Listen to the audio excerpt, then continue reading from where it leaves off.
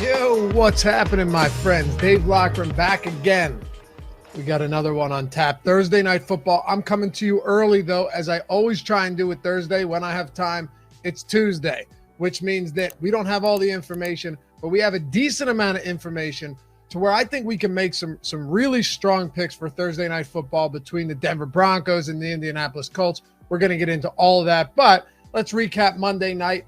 Good night, right? I know a lot of you had a feel for that Niners game on the sides. I didn't. Leaned Rams, but like I said, that's one where I'll give you a spread. I just have no interest in betting it myself. But we loved the under. We cruised there, even with the defensive touchdown and that horrible pick six from Stafford.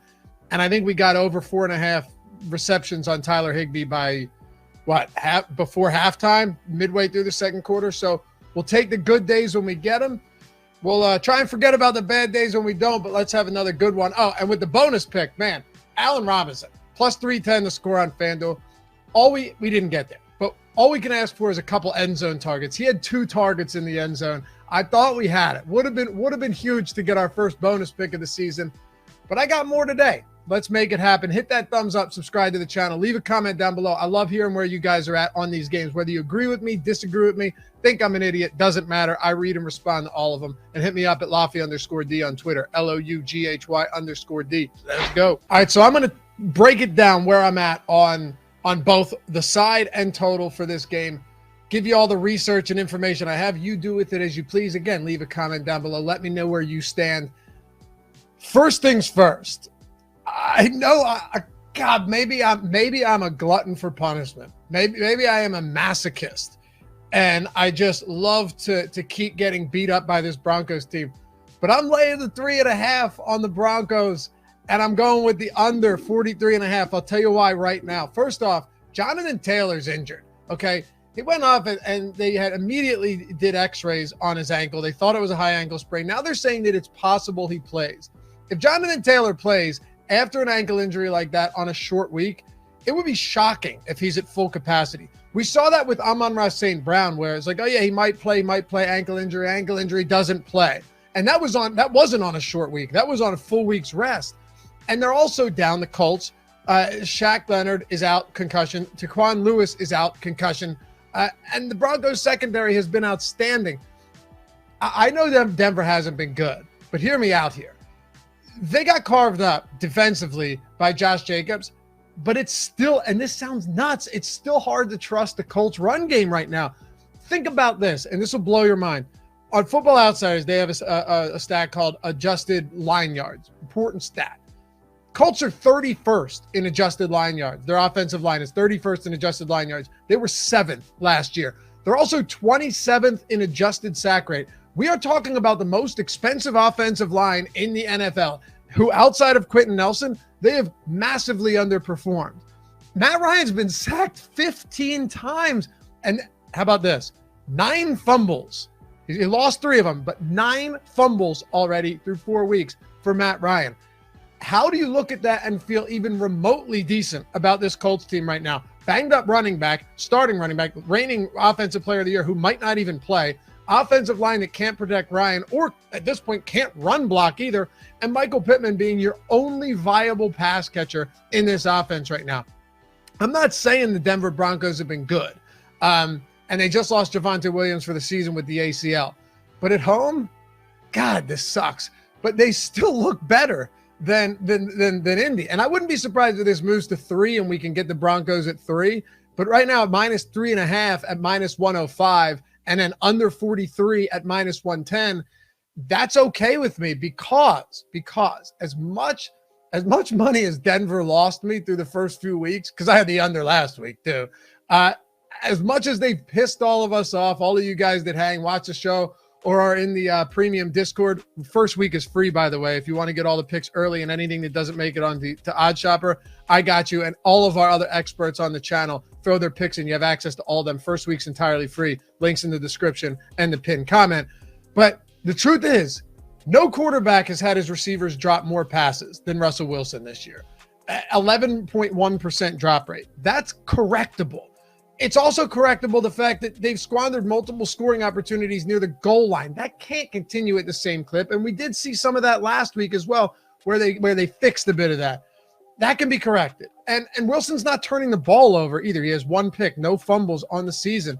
So, yeah, if I look at this, zoom out, take a 30,000-foot view, or, I don't know, zoom in and take the microscope to it, whichever one's more appropriate, I'm laying the 3.5 on the Broncos, and I'm going under 43.5 on the total. Now, of course, pay attention to any injuries as they come through, but as of now on Tuesday, that's where I'm going. And before you say anything, yes, I know Russell Wilson's dealing with that dinged up.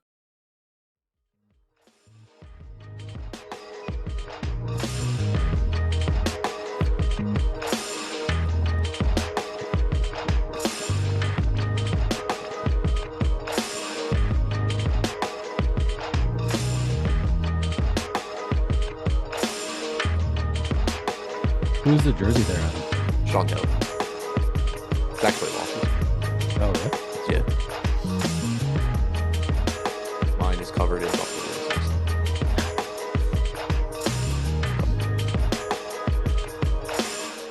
Yep.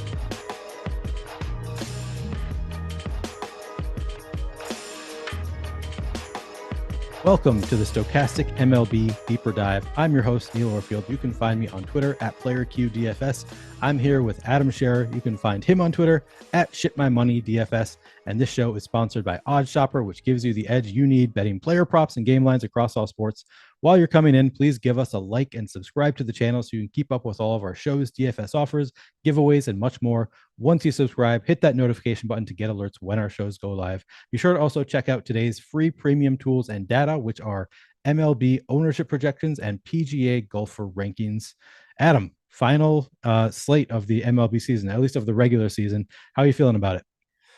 Like dumb shit's gonna happen that's probably gonna annoy me, but there's no real way around it. I think you just kind of have to accept that there's gonna be a little bit more variance today than there always is on a baseball slate. But I am excited for it. I like the basically, identical start times across the board.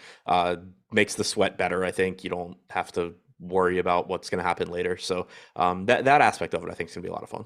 Yeah, I kind of like the condensed slates. I never do well in the condensed slates for some reason. I always get really excited about them, and then I don't know if they ever go my way, but that's just a happenstance, I think. We have 15 games on this slate, and not a single one of them has an over-under that reaches 9. They're all just like very flat in terms of their expected over-unders. Do you take any different approach with a slate like this? It's like this size and with such flat scoring? Yes, I mean, I think a big reason for it is that there's just so few places that have favorable hitting conditions right now, with it being early October and the East Coast being cold and rainy and all of that. I think that it just sort of it's the same, like strategy wise, it doesn't really change for me, but I do think it's just a little bit more so. Like a lot of times, you're going to have these popular teams, and in tournaments, it's like, all right, well, they're clearly the best spot, but they're also really popular. But it's like, how do I get away from the Dodgers against some terrible pitcher in Coors Field? Whereas here, you're still going to have popular teams because that's how this works. People are going to crunch projections and play whatever shows up at the top. But the popular teams just aren't going to be nearly as good as they are in some other spots. So to me, that does make tournament slates, just the tournament's a little bit more fun. I hate when it's just like, oh, well, I really don't know how this team fails that often, but also I'm not going to play them. It's more fun when it's like, all right, well, I can name a bunch of ways this doesn't go well, and I'm just not going to play them. Yeah, it's an easier slate to play a little bit exploitative here because the field is just going to get things wrong, as opposed to usually the field is just right and you have to figure out how, or if the field is close to being right and you have to figure out, those kind of more minor differences in what you see versus what the field sees. So yeah, I guess it's sort of interesting in that way. Any other overarching thoughts, or should we just jump right into these 15 games? Pitching, just overarching on pitching, be ready to be disappointed, basically. There's, for one, the pitching on this slate isn't very good, but at the top, there's guys where, as of right now, we haven't seen any sort of hard pitch limit, but nobody's playing for anything. So you kind of just, and I mentioned, the variance in general at the beginning, but just go into this knowing that, you're relatively likely to get burned by a manager just doing something that you didn't know he was going to do. There's not really much you can do about it. Did you make the mistake I made yesterday of playing some Kurt Suzuki, not realizing that he was just in there for one pitch?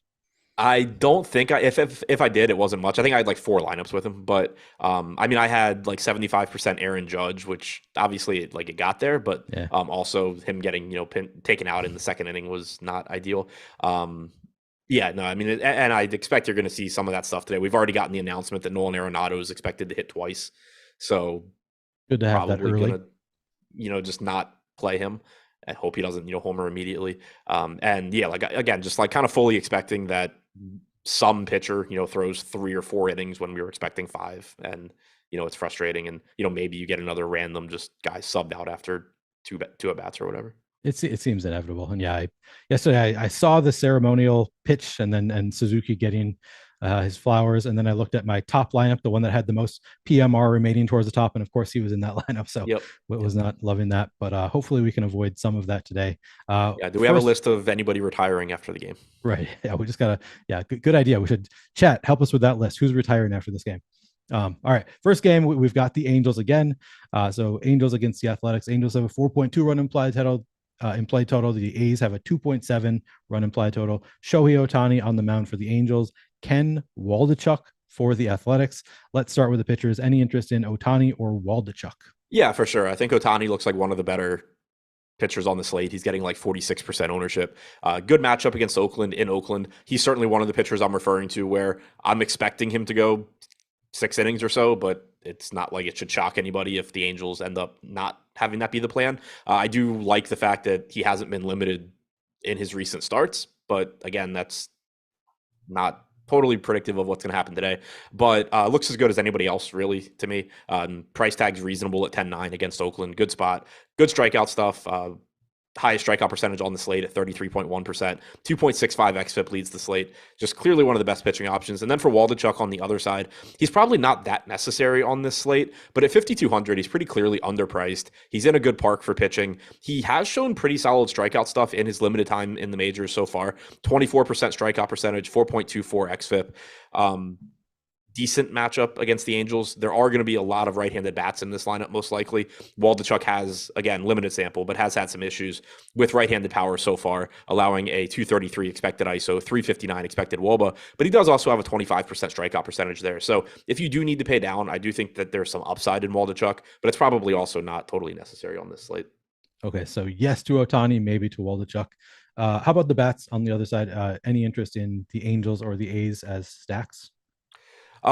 Some interest in the Angels just because, like I said, Waldichuk has had issues with right-handed power, and we don't have the Angels lineup yet, I don't think, but you're likely to have an entirely right-handed lineup with the exception of Ohtani. Obviously, you can't roster him today in DFS as a hitter anyway, but Rengifo, Trout, Ward, Rendon, all pretty appealing bats, Trout in particular, clearly. And then the bottom of the order, Joe Adell, if he's in there, Logan O'Hoppe, who is their top prospect. He's a $2,400 catcher option. So I do think the Angels are pretty appealing. And also, even though this isn't a good park for hitting, it is looks like supposed to be around 75 degrees in Oakland. So as far as hitting weather specifically goes, this is actually one of the better spots on the slate. That does, obviously it is offset a little bit by the fact that it's still in Oakland though.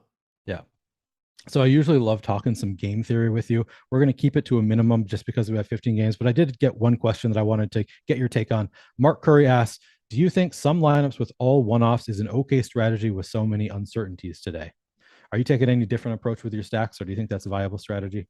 No, I'm still stacking. And I don't really think it changes much anyway, because I think the counter argument to that, random stuff could happen, but teams are going to play, or for the most part at least, I would expect that teams are like consistent within what they're doing. Yeah. So like I would rather have 5 guys from any, just pick a team and say, all right, well, at least if this team plays it straight up and they play all their guys the whole game, I'm getting 5 guys to play the whole game, as opposed to being like, oh, I'm going to grab this guy and that guy and that guy, and then hope that they all individually on different teams with different philosophies and different goals and all of this all play the entire game. So I would rather really just be lumping as many guys from the same team together as I can. Yeah, I was kind of thinking the same thing. I think I'd be even more inclined to stack in these kind of games because of all the uncertainty and because teams kind of make generally pretty uniform decisions around these things. Obviously, there's the exception with guys like Suzuki, who's when he's retiring, maybe they treat him a little bit differently. But in general, I think teams are kind of uniform in how they react here. We got a super chat already from somebody whose username is hashtag EMAC Orfield 2024. The super chat is hashtag EMAC Orfield 2024. Thank you for your support. I did not realize that I was running as EMAC's VP until yesterday. It was coming up in chat that I was running for VP. So excited to join the EMAC team. I think we're going to go places. All right. Anything else about this game, Angels and A's, before we move on? Nope. Okay. Blue Jays at Orioles up next. Blue Jays not on the DraftKings slate. It's not on either slate, I don't think. The Blue Jays Orioles is not? No. Okay. Well, then we'll skip that one. Yankees and Rangers. I just copied Josh's run sheet, so I assume you already went through these same hiccups. Yeah, already did this with Josh this morning. It's a doubleheader. The banner on DraftKings says Blue Jays Orioles won't accrue fantasy points tonight as the game in this set has a new start time. Perfect. All right. Well, then we can eliminate one. This is now a 14 game slate, I think. Yankees at Rangers. Yankees with a 4 implied run total. Rangers 3.5.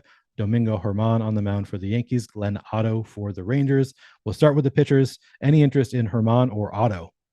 Not particularly. Neither team is one that I really want to pick on. Neither pitcher is that good. Glenn Otto, certainly not very good. You didn't get a really weak Yankees lineup either. There's no Aaron Judge. There's no Stanton, but you still have LeMahieu, Rizzo, Donaldson in there. So it's like by Yankee standards, it's weak, but it's not as bad as it probably could have been. I don't really think there's a need to go to Otto. I'd rather go to Waldichuk if I'm paying down. On the other side with Germán, I think there's just a few other pitchers in that price range that I would get to first. I expect that he'll be relatively limited here, just because the Yankees are in the postseason and he's not been going that deep in the games recently anyway. 37, 66, 78 pitches over his last 3 times out. So I'm expecting you get 5 innings or so from him. Surprised here there's no Aaron Judge in the lineup. I mean, I know that he set the American League record already, but why not go for more? Try to expand that lead. I don't know. That's what I would want to do. I'd want to play if I were him. Yeah, I was kind of I was surprised that they pulled him yesterday. I realized that it was unlikely he was going to get the Triple Crown, but it's baseball. It's not football. It's not like there's a massive injury risk every time you step on the field. So I was kind of surprised. I get if something were to happen, then it looks incredibly stupid, and the Yankees just ruined their chance at a World Series. But I was kind of surprised that they pulled him yesterday, and then kind of surprised again today that he didn't play. Although after yesterday's game, Aaron Boone had said that Judge earned himself a day off today. And then when said, does that mean Judge isn't playing? He followed it up with I don't know. I need to talk to him. So it sounded like Boone didn't want him to play, and it was going to come down to did Judge want to play? But yeah, I'm kind of surprised, just because it's baseball. Yeah, exactly.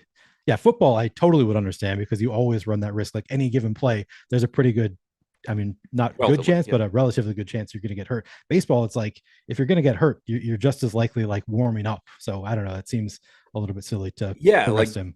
Realistically with baseball, I think of it more I guess with hitters, you get hit on the hand by a pitch and you break your hand and you're done. But arm injuries, they're going to happen whether it's today or tomorrow or game 1 of the postseason.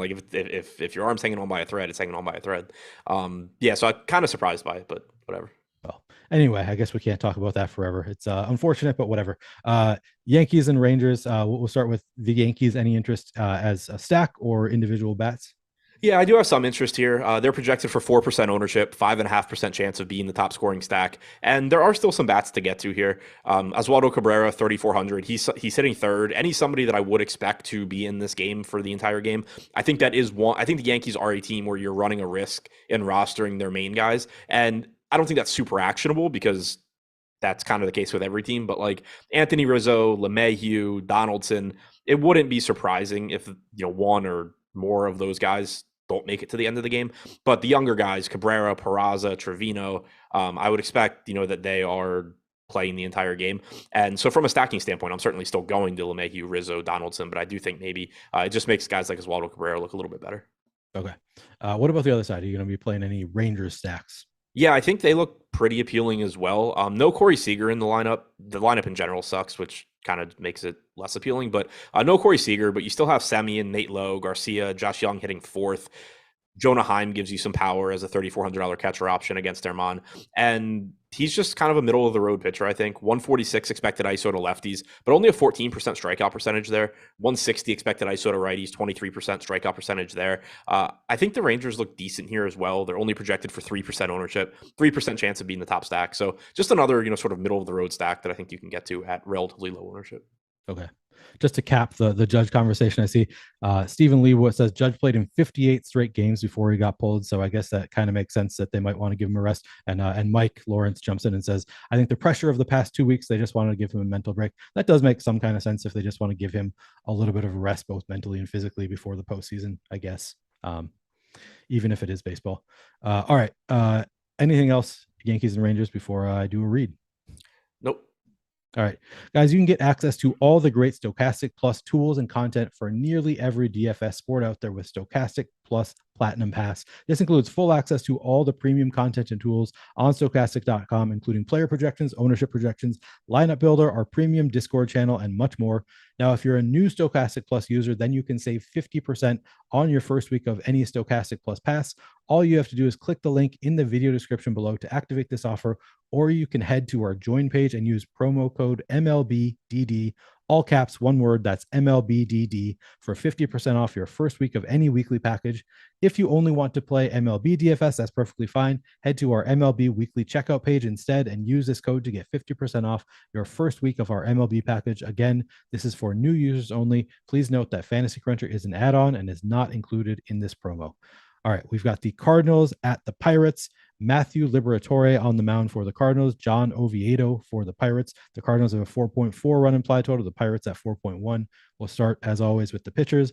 Any interest in Liberatore or Oviedo?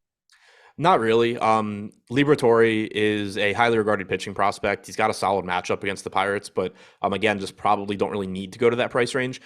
He is stretched out, so there's that. And he's projected for like no ownership, but I doubt that I really get there. Oviedo's had some success this year as well. I am interested to see what the Cardinals lineup looks like. We know Arenado's only expected to hit twice. Don't know what the rest of it's going to look like. So you could actually get a pretty favorable matchup for Oviedo, but probably not going to really want to get there. Does have a 26% strikeout percentage against righties, 139 expected ISO. Lefties a sub 100 expected ISO with a 20% strikeout percentage this year. So if it is a really bad lineup, maybe he gets bumped up enough that I would have some interest. Okay. On the other side of it, we've got the Cardinals. Any interest in Cardinals going up against Oviedo? Kind of depends on the lineup. Probably not really. Okay. And then what about the Pirates? I think the Pirates are kind of appealing. Like, they are a team that I expect to pretty much just play straight up. They don't have a postseason coming up. They have a roster full of young guys. So while they're not very good, and they are facing a quality pitching prospect in Liberatore, they are cheap. They do have some young talent. You know, you have Castro, Hayes, Andujar, Cruz, Castillo hitting 2 through 6. Kevin Newman's cheap, leading off with MPE. They're a really easy team to get to. They aren't very good. The park isn't very good for hitting. All of that works against them. But I do think they are at least a team where I think, trust most of their guys to play the entire game. Okay. Anything else on this game? Nope. All right. Brian C. going back to the judge conversation says he also has multiple off days to rest. And then he said, and even if it is baseball, like he's quoting me here, clearly you never played. It's a mental grind, not a physical one. Brian, you're correct that I never played baseball. I am a hardcore softball player though. And once a week, it does grind down on my body a little bit.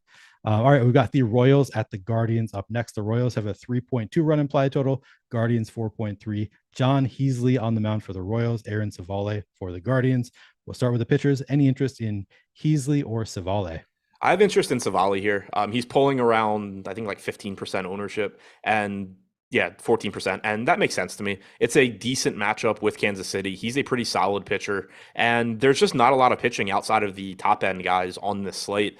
Looking at strikeout percentage overall, Savale has the 5th highest strikeout percentage on the slate, and that's including Ken Waldichuk, who it's a pretty limited sample. You have Ohtani, Burns, Kershaw, Waldichuk, Savale at 23.2%, 3.77 xFIP for him. So he just looks like a guy in the mid-range that is going to fit pretty easily into lineups when you're not able to pay up for 2 of the top guys. Okay. And you said no interest in Heasley? No interest in Heasley. That dude is terrible. Okay. So then if you're not interested in Heasley because he's terrible, are you interested in the Guardians with their 4.3 run implied total? I'd be more interested if they weren't priced like the most expensive team that I think we've seen all season long. When I did the show with Josh this morning and saw that they were projected for not much ownership, I was like, oh, they're probably expensive. And I assumed expensive meant like Stephen Kwan was pushing $5K or something like that. On DraftKings, Stephen Kwan is north of $6,000. Okay. So is Andres Jimenez. Ramirez, as usual, is over $6K. It's a really difficult team to stack up when the top 6 hitters on DraftKings are 6,100, 5,200, 6,300, 6,200, 4,700, 5,300.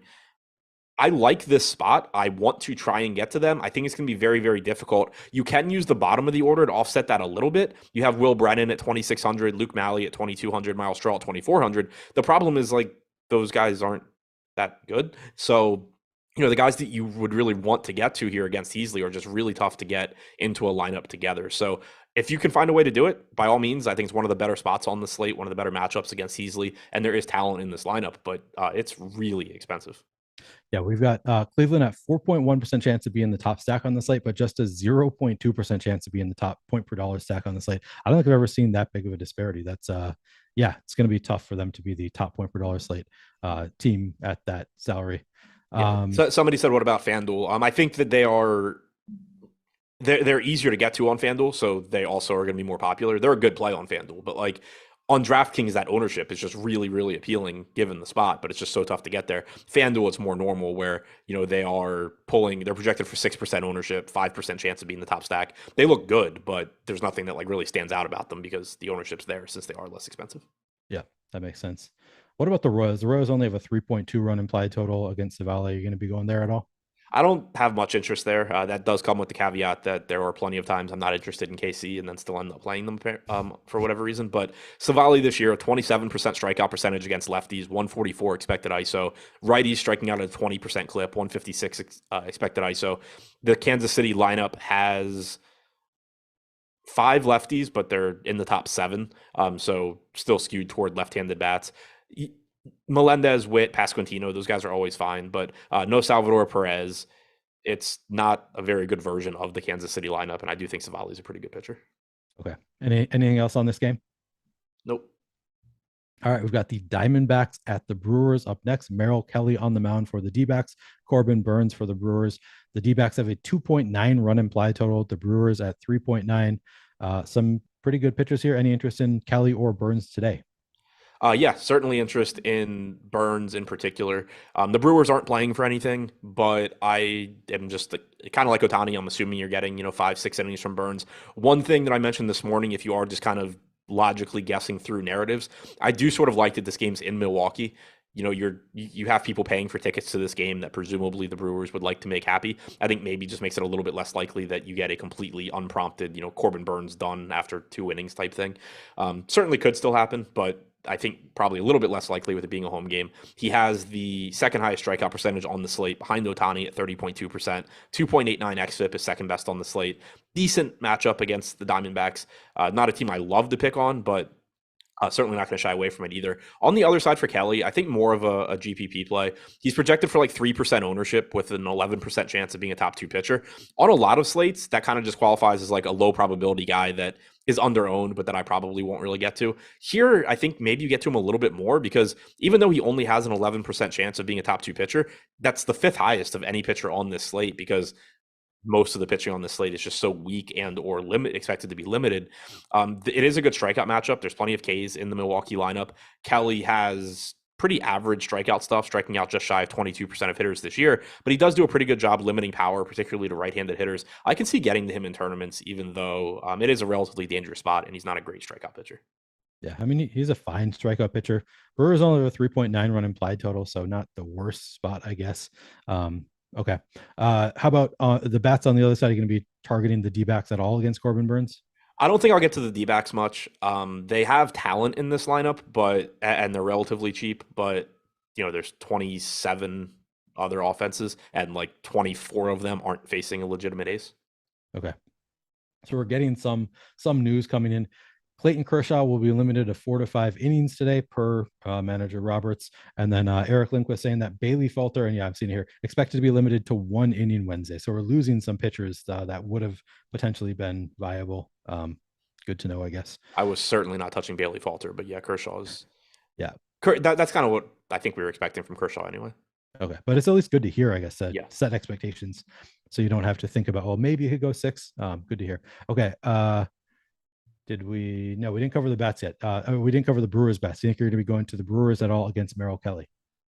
I am interested in the Brewers here because while I do think Kelly's a pretty good pitcher, he has had some issues with lefties this year, only striking out 18.5%, 192 expected ISO. Now he's going into Milwaukee. You have a predominantly left-handed lineup here. Christian Yelich, Rowdy Tellez, the two guys that I would really look to get to. No Colton Wong in the lineup hurts, but Jace Peterson, Garrett Mitchell hitting 5-6, not the best hitters, but they're close to minimum salary. Victor Caratini catching from the left side as well. And then obviously you can play guys like Adames and Urias as well, even though they're right-handed. So I do have some interest in the Brewers just because Kelly has allowed lefties to put the ball in play at a high rate this year. Okay. Anything else on this game? Nope. All right, we've got the Twins at the White Sox. The Twins have a 3.6 run implied total. The White Sox at 4.1. Louis Varland on the mound for the Twins. I'm a Twins fan. I have never heard of him. Davis Martin on the mound for the White Sox. Maybe I'm just not a very good Twins fan, I guess. Any interest in Varland or Martin? No. Yeah, they don't look particularly good. Both have an 18.4% strikeout rate. Just probably don't need to go there. All right, well then we can jump right to the bets. How much interest, if any, do you have in the Twins today? They look okay to me. I think that they're going to get some ownership. We have them projected for 8% aggregate ownership, which is like third highest on the slate.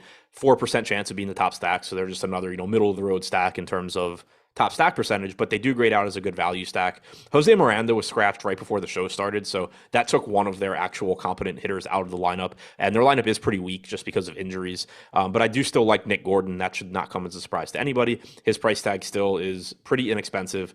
Davis Martin this year, relatively limited sample at the major league level. 157 expected ISO to lefties, 126 to righties. So he's done an okay job limiting power, but I do like Nick Gordon in particular. You have a high upside catcher in Gary Sanchez hitting fourth. But I think Minnesota is going a little bit over-owned. So the way ownership looks right now, I would think that I get less than the field. Okay. What about the White Sox? I think it's a decent matchup against Varland. He hasn't really struck guys out at a high level yet in the major leagues. Small sample, but a 248 expected ISO to righties, only 134 to lefties. The White Sox are running out a pretty weak lineup as well. I like 1 through 4 with Andrus, Moncada, Vaughn, Sheets. Then it just falls off of an absolute cliff. Josh and I went back and forth a bit this morning about Mark Payton. I have no idea what to make of him because Steamer and Zips both project him to be an above average major league hitter with a WRC plus between like 105 and 110. But this is also a nearly 31-year-old guy who's played a total of 39 major league games. He's bounced between several organizations. So I think it's more likely that this guy sucks and the projection systems are just wrong. Like he's put up solid enough minor league numbers, but he's never gotten a chance in the majors to stick. When he has, gotten limited opportunities, he's been awful. Teams haven't wanted to keep him around. So I think it's very likely he's not good. He does project relatively well. He is only 2,100 and hitting 6. So as part of a stack, you can certainly use him, but I am pretty comfortable saying that the only quality hitters in this lineup are Moncada, Vaughn, Sheets, and then I guess the 2022 version of Elvis Andrus somehow. All right. Well, I mean, that's enough for a 4-man stack. Maybe if you throw in this, I already forgot what his name was. Mark Payton. Mark Payton. You throw him in there. We got a 5-man stack. Make it work. All right. So you could play some White Sox. Brian C asking, is this one of the few slates this year where there's slightly more leverage in selecting the 2 right starting pitchers on DraftKings? Do you have any thoughts on that? I mean, it does seem important to get 2 pitchers that are just like pitching full, like at least 5 or 6 innings. Do you have any thoughts on, are you approaching pitchers any differently than most slates? I'm not approaching them any differently. I think it's typically important to get the right pitchers. Yeah, I mean, a lot of times you'll see pros that are just play actually more condensed pitching rotations. They just play the better projected pitchers. Maybe it's a little bit more volatile today than usual. So yeah, I mean, I haven't crunched lineups yet, but I wouldn't be surprised at all if my pitching exposures are a bit more spread out than they normally are, just because on a lot of slates, like you were saying, on a lot of slates, I just end up with really condensed pitching because I just find ways to get to, like yesterday, a bunch of Verlander, Cole. Yeah, yesterday I think I had like 3 pitchers north of 40%, Verlander, Cole, Manaea. It was just really easy to build Cole Verlander lineups, and then Manaea really stood out as a cheap pitcher if I needed to pay down. Today, I don't think you're going to have the same, like I guess I probably get to a lot of like Burns and Ohtani, but there's just so much volatility in pitching in general on this slate that I would expect to be more spread out than usual. Yeah, it's kind of what I was thinking too. A little bit more spread out, just because it's harder to read, kind of. I don't think that there's so like I guess Ohtani and Burns are similar to like Cole and Verlander yesterday, but I don't think that there's really a Sean Manaea on this slate that just stands out to me as far and just head and shoulders above all of the mid-range pitching. I think like Savali looks good. I think Pivetta looks fine if that game goes, but I think it's more likely that out of, other than those guys at the top, that I just end up really spread out in that mid range. Okay. Yeah, that makes sense. Anything else on this game before we move on? Nope. Single Bullet Bandit says, Neil sounds like he's teaching DFS strategy to preschoolers with extreme behavior issues. I don't know what to make of that comment. That's exactly how I would describe YouTube chat in general. That's it. So I'm playing up to my audience. Exactly. I'm responding the way I should be responding. All right. With that comment, insulting YouTube chat, guys, you can make your best bets in 30 seconds or less with OddsShopper. With hundreds of bets featured daily, OddsShopper gives you the edge you need betting player props and game lines across all sports. With expected win percentages and ROIs included, OddsShopper features multiple projection methods, which will help you make the best bets available on the market. OddsShopper also features a parlay builder with optimized parlays and an arbitrage tool that identifies risk-free, guaranteed profit bets that you can make across sportsbooks. What are you waiting for? Click the link in the video description below to sign up for free with OddsShopper and start making smarter bets now. All right, we've got the Rays at the Red Sox. The Rays have a 4-run implied total, Red Sox at 3.9. We've got Josh Fleming on the mound for the Rays, Nick Pivetta for the Red Sox. Starting with the pitchers once again, any interest in Fleming or Pivetta? Yeah, so we do need to pay attention to the weather here, but for now, assuming it cooperates, definitely interested in Pivetta. He is only 7K. It's an okay matchup with Tampa Bay. They've been above average offensively, but they don't really have like elite hitters in their lineup. They kind of just get it done with average-ish type hitters. But 7K for Pivetta, I think, looks reasonable. It's also good, or I'm not even going to say good pitching weather. It's bad hitting weather. It's supposed to be in the 50s and rainy throughout the entire game. I don't know if they play this game. They don't really have any reason to. We sort of saw yesterday similar weather, and they started the game, and then like the 5th inning, they were just like, all right, screw this. We're done. Nobody wants to be here. Nobody wants to play. This doesn't matter. We're not doing it. Wouldn't be surprised if you just see them call this game ahead of time, in which case, obviously, don't play them. But if this game starts, there is still that risk where it just gets to where it's like, all right, like nobody wants this. Let's call it, which for pitching isn't the end of the world. Like you got a complete game shutout for Nathan Eovaldi yesterday. For hitting, it's obviously awful having that risk as well. But if for now we just assume the weather cooperates, I do think Pivetta looks good at 7K. Okay. And this is a game, if they do call the game, they don't even have to reschedule it, do they? They could just... No, they're done. Okay, good. Good to hear. I think.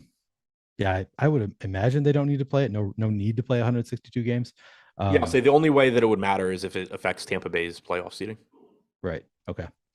All right. How about the bats? Are you going to be playing any Rays stacks? Just to clarify that, it does not affect anything.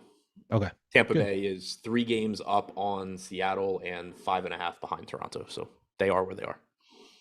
Cool. What was your question? Just the bats. Moving on to the Rays or Red Sox. Any stacks here? I don't really like either side. Partly because of the weather. Even if this game does go 9 innings, which is far from a certainty, it's just really crappy hitting weather. I played a lot of Tampa Bay yesterday, despite the weather. So I'm not saying that like I won't get there or you can't get there, but I do think it's just really risky in a variety of ways. I would prefer to not get much of this game. And it's a very large slate, so you don't really need to be taking unnecessary risks. All right. Anything else about the game then? Nope. All right. The Nationals at the Mets. The Nationals have a 2.9 run implied total. The Mets are at 4.6. Eric Fede on the mound for the Nats. Trevor Williams for the Mets. Starting with the pitchers, any interest in Fede or Trevor Williams? Nope. All right, that was easy. Well, then let's move right on to the bats. The Nationals have a 2.9 run implied total against Trevor Williams. Are they just really that bad? Are you going to be playing any National stacks? No, I'm not getting to the Nats. They are cheap, which is nice, but just not a really appealing team to get to. No CJ Abrams today. He left yesterday's game early, so don't even have him to go to. Thomas, Garcia, Meneses, Voit at the top are all fine, but then it gets pretty ugly. And this is another game. 1, it has weather issues similar to Boston. 2, even if it plays, you're talking about 50 to 60 degree weather. Not great for hitting. So it's not somewhere where I'm really looking to get to the bats, especially on the Nats side where they're not very good anyway. Okay. The Mets have a 4.6 run implied total, one of the higher totals on the slate. Any interest there? Yeah, so the Mets are interesting because, for now, assuming that the weather cooperates, they're interesting because they're running out a total garbage lineup. So it's not the normal Mets team where you're looking at them and you're saying, oh, like this is a high upside offense that isn't getting much ownership. But kind of like we were seeing with the Yankees when they were like all injured for that stretch, they're really cheap and they're still decent enough. You do have Francisco Lindor in this lineup. I would think that he's at risk of getting pulled before the ninth inning, but who really knows? Francisco Alvarez is hitting second. He's 2K flat at catcher. He is one of the top hitting prospects in baseball. He actually, I think, currently is the top hitting prospect in baseball with the guys that were called up ahead of him. That's, if the weather cooperated, I would think that's like the no-brainer cash game play and also a really good tournament play. Obviously, there is a little bit of added risk because of the weather, but that's just a clear mispricing for him hitting second at a really weak catcher position. That stands out as a fantastic play if the weather cooperates. Tyler Naquin leading off is nice. Vogelbach hitting fourth, though, looks like a good first base option as well. So I am certainly more interested in the Mets than I am the Nats, specifically Francisco Alvarez. Yeah, that makes sense. And, the 1.7 disparity there in implied team totals definitely makes me lean towards the Mets as well. Anything else on this game before we move on? Just remember to keep an eye on the weather. Very similar to Boston, where I think it's supposed to just be cold and rainy. And if they had to play, they probably could, but they don't need to. And I don't really know why they would want to. Who's going to want to go watch that game anyway? Right. Yeah. Who wants to watch the game? The Mets don't want these guys out there playing on wet fields getting hurt. The Nats would probably just prefer to never think about this season again. I don't know why they would play or want to play, but we'll see. Yeah, any excuse not to, maybe. All right, we'll move on to the next game. Giants at Padres. The Giants have a 3.6 run implied total. Padres at 4.4. John Brebbia opening for the Giants, but I think he's not expected to pitch for very long. And then Mike Clevinger on the mound for the Pods. Any interest in Clevinger? I assume no interest in anybody from the San Francisco pitching staff. No interest in any of the pitching here. This is expected to be two basically bullpen games, like a true bullpen game for the Giants, I guess, with Brebbia starting. Clevinger is expected to open, but he's on 3 days rest. This is basically just his bullpen day. So he's expected to just go out there for a couple innings, get his work in, and be done. So I don't have any interest in pitching here. Okay. Then the bats on the other side, the Giants have a 3.6 run implied total up against Clevinger and the bullpen. Any interest in the Giants? Not really. Pretty unappealing spot. One thing working in the favor of hitters in this game in general is relative to other games on the slate, the hitting weather is pretty solid. Mid-70s, no surprise to anybody in San Diego. A lot of times during the season, that's not really what you're looking for because it's 95 on the East Coast. But when it's 50 and raining everywhere on the East Coast and it's 75 and sunny in San Diego, that does make it look a little bit more appealing for bats. That being said, I'm still not really that enamored with the Giants. Okay. What about the Pods? The Pods have a 4.4 run implied total. We don't have many very high totals, so it's one of the better totals. Any interest there? Yeah, the Padres do look interesting to me. I am curious to see sort of what happens in the top stacks tool and with ownership projections as we get a little bit closer to lock. Because right now we have the Padres with a 2% chance of being the top scoring stack at 1% ownership. But they were one of the teams this morning that didn't have a run line. So I think we might see that come up a bit because honestly, I don't really know how the Padres are one of the least likely teams to succeed on a slate where, like half the teams are running out their backups and the Padres are running out a lineup that has Juan Soto, Manny Machado, Cronenworth, Drury, Myers, Profar. Like this is a quality San Diego lineup on a slate that has a lot of really bad lineups. So I think that they look a lot better than the top stacks tools currently projects them to be. I do expect that'll change between now and lock. Marcos and Paro says in chat, Juan Soto and Machado are probably going to play 6 innings. Is that your expectation as well, or have you seen anything to suggest? Curious if that was like announced or if that might just be a guess. An assumption. Yeah, because like that would certainly fall into the something that's very likely to happen in my opinion type thing. But like, I'm not. Yeah, I'm just curious if that's his opinion or if that was. I think he's just speculating, but Marcos, you can correct us. Yeah, correct me if you have actually heard anything about it. Yeah, because like if that's speculation, I think that's completely reasonable and relatively likely. But I don't really have much I can do with that because I think there's a lot of guys on this slate that could just play 6 innings. I'm not going to just like nerf them and not knock down their projection and not touch other guys. Right. But if that was actually confirmed, then yeah, it matters. No, so Marco says Machado only played 6 innings yesterday, so that's why I'm saying it. So yeah, it's just speculation. Yeah, but as you say, reasonable. Yeah, still potentially going to happen. All right, anything else from the Giants at Padres? Nope. Okay.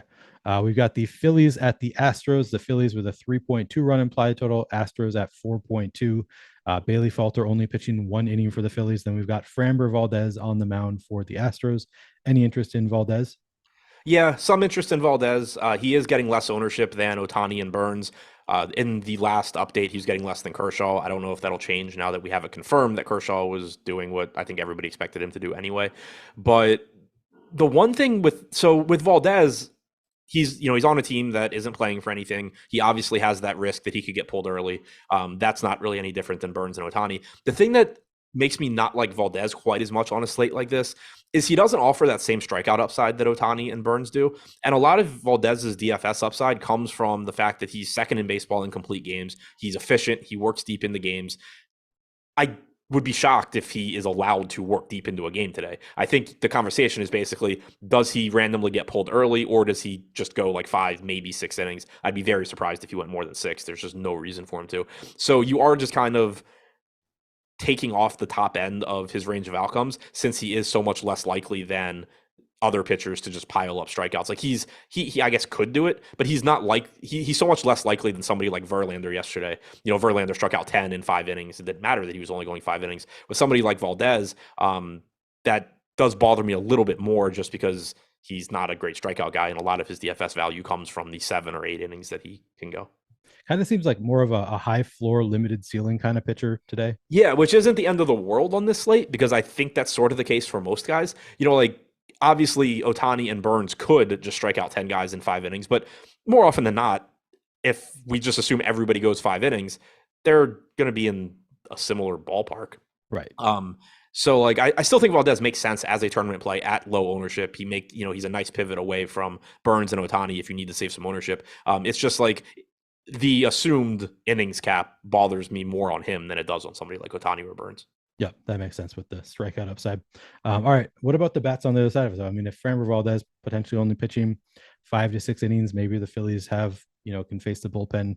Only a 3.2 run implied total. Any interest in the Phillies? No, I'm good there. Okay. The Astros have a 4.2 run implied total. I wonder if that has come up since it was announced. Probably not. I don't think Bailey Falter really moves the needle.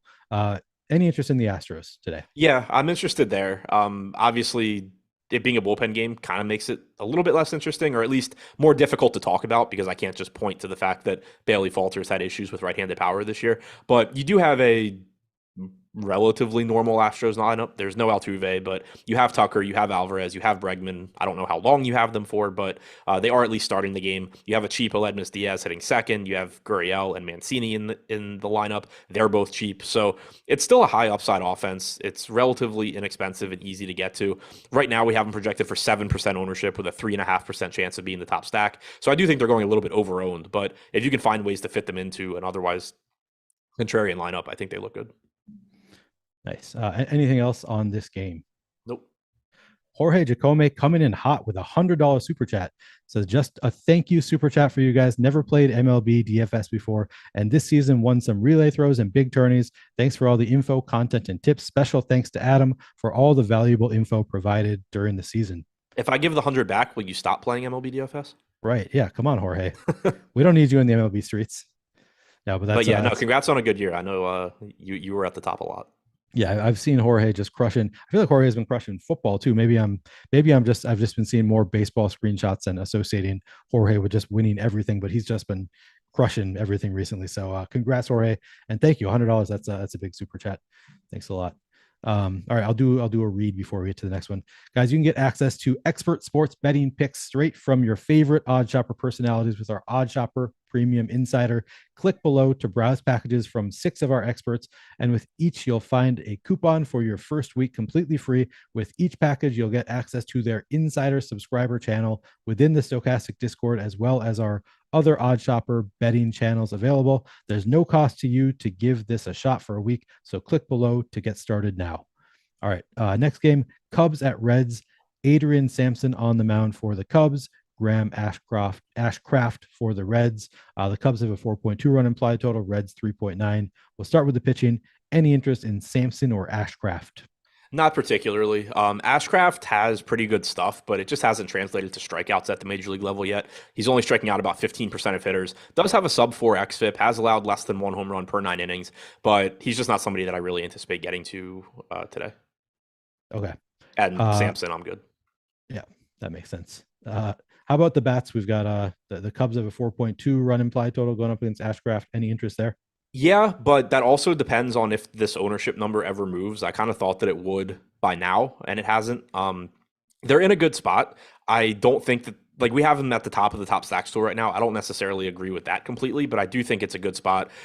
We've talked a lot about games where the weather's not appealing or it's in a tough park to hit. Neither of those apply here. It's supposed to be like 75 degrees in Cincinnati. We know that's a favorable park to hit in. So it's one of the most appealing offensive spots on the slate. It's just a matter of where ownership ends up. I mentioned that that Ashcraft has been pretty good at limiting power this year, well below 100 expected ISO to lefties, 167 expected ISO, 201 actual ISO to righties. So he's been a bit unlucky there, but also certainly giving up more power to righties.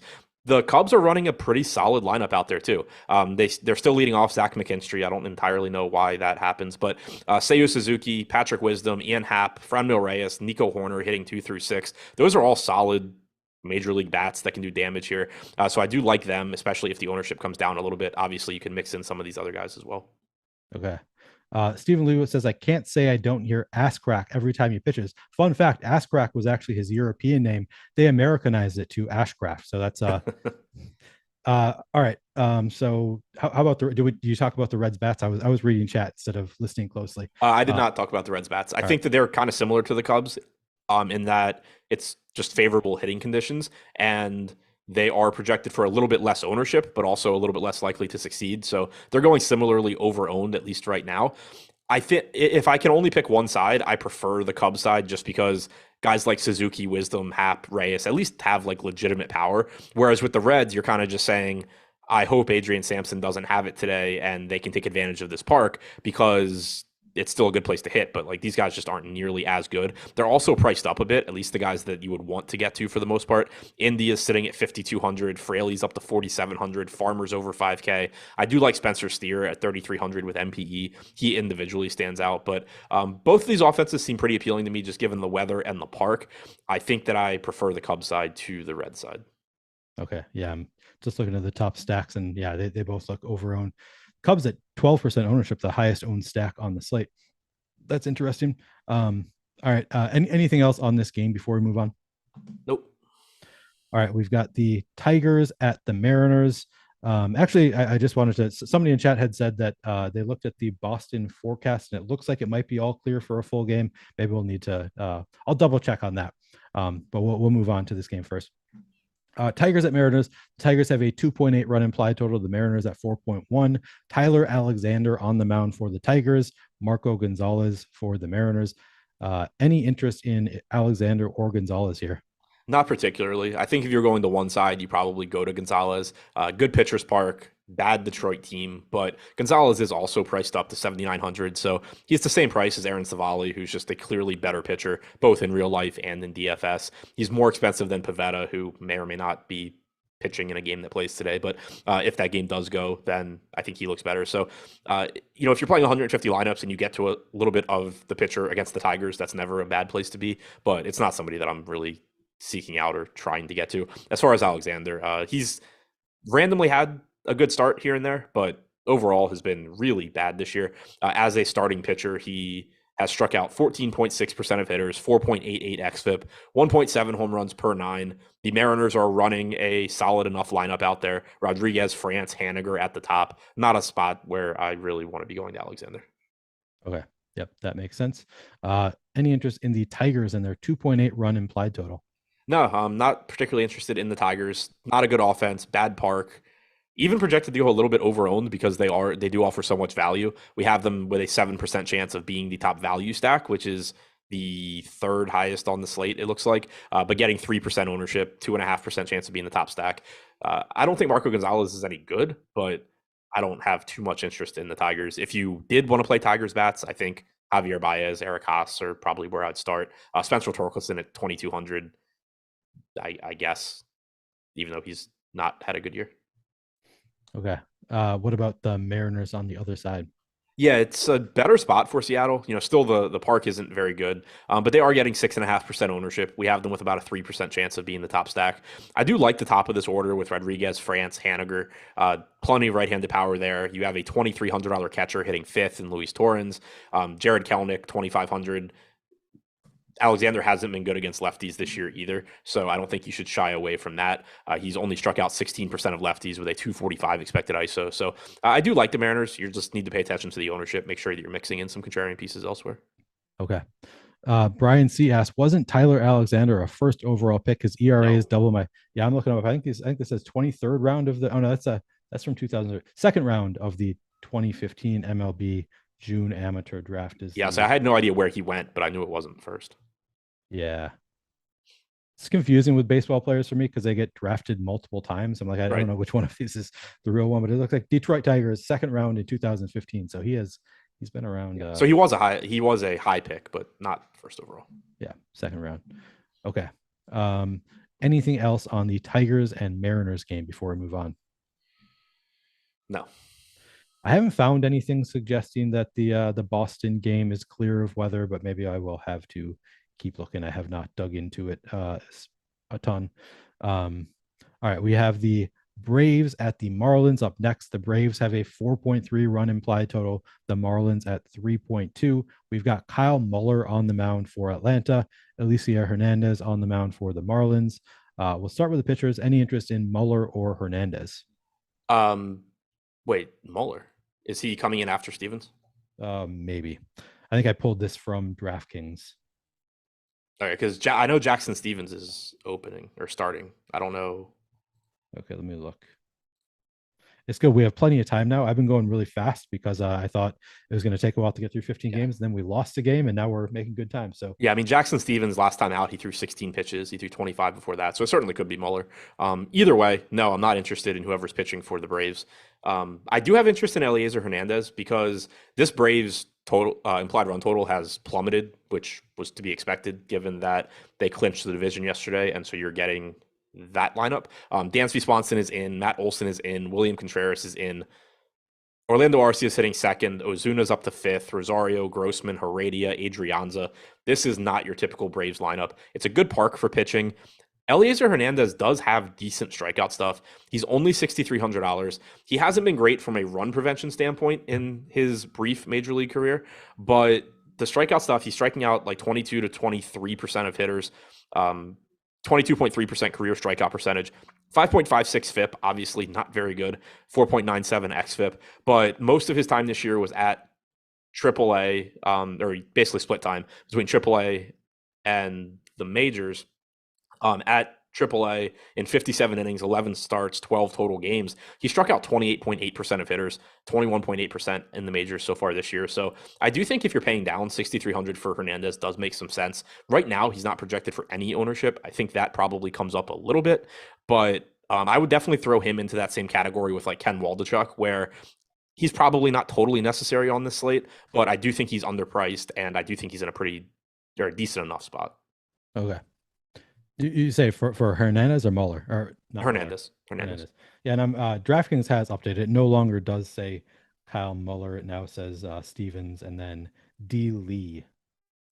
Okay, yeah, because I think Lee was like the expected starter this morning, and then they said Stevens.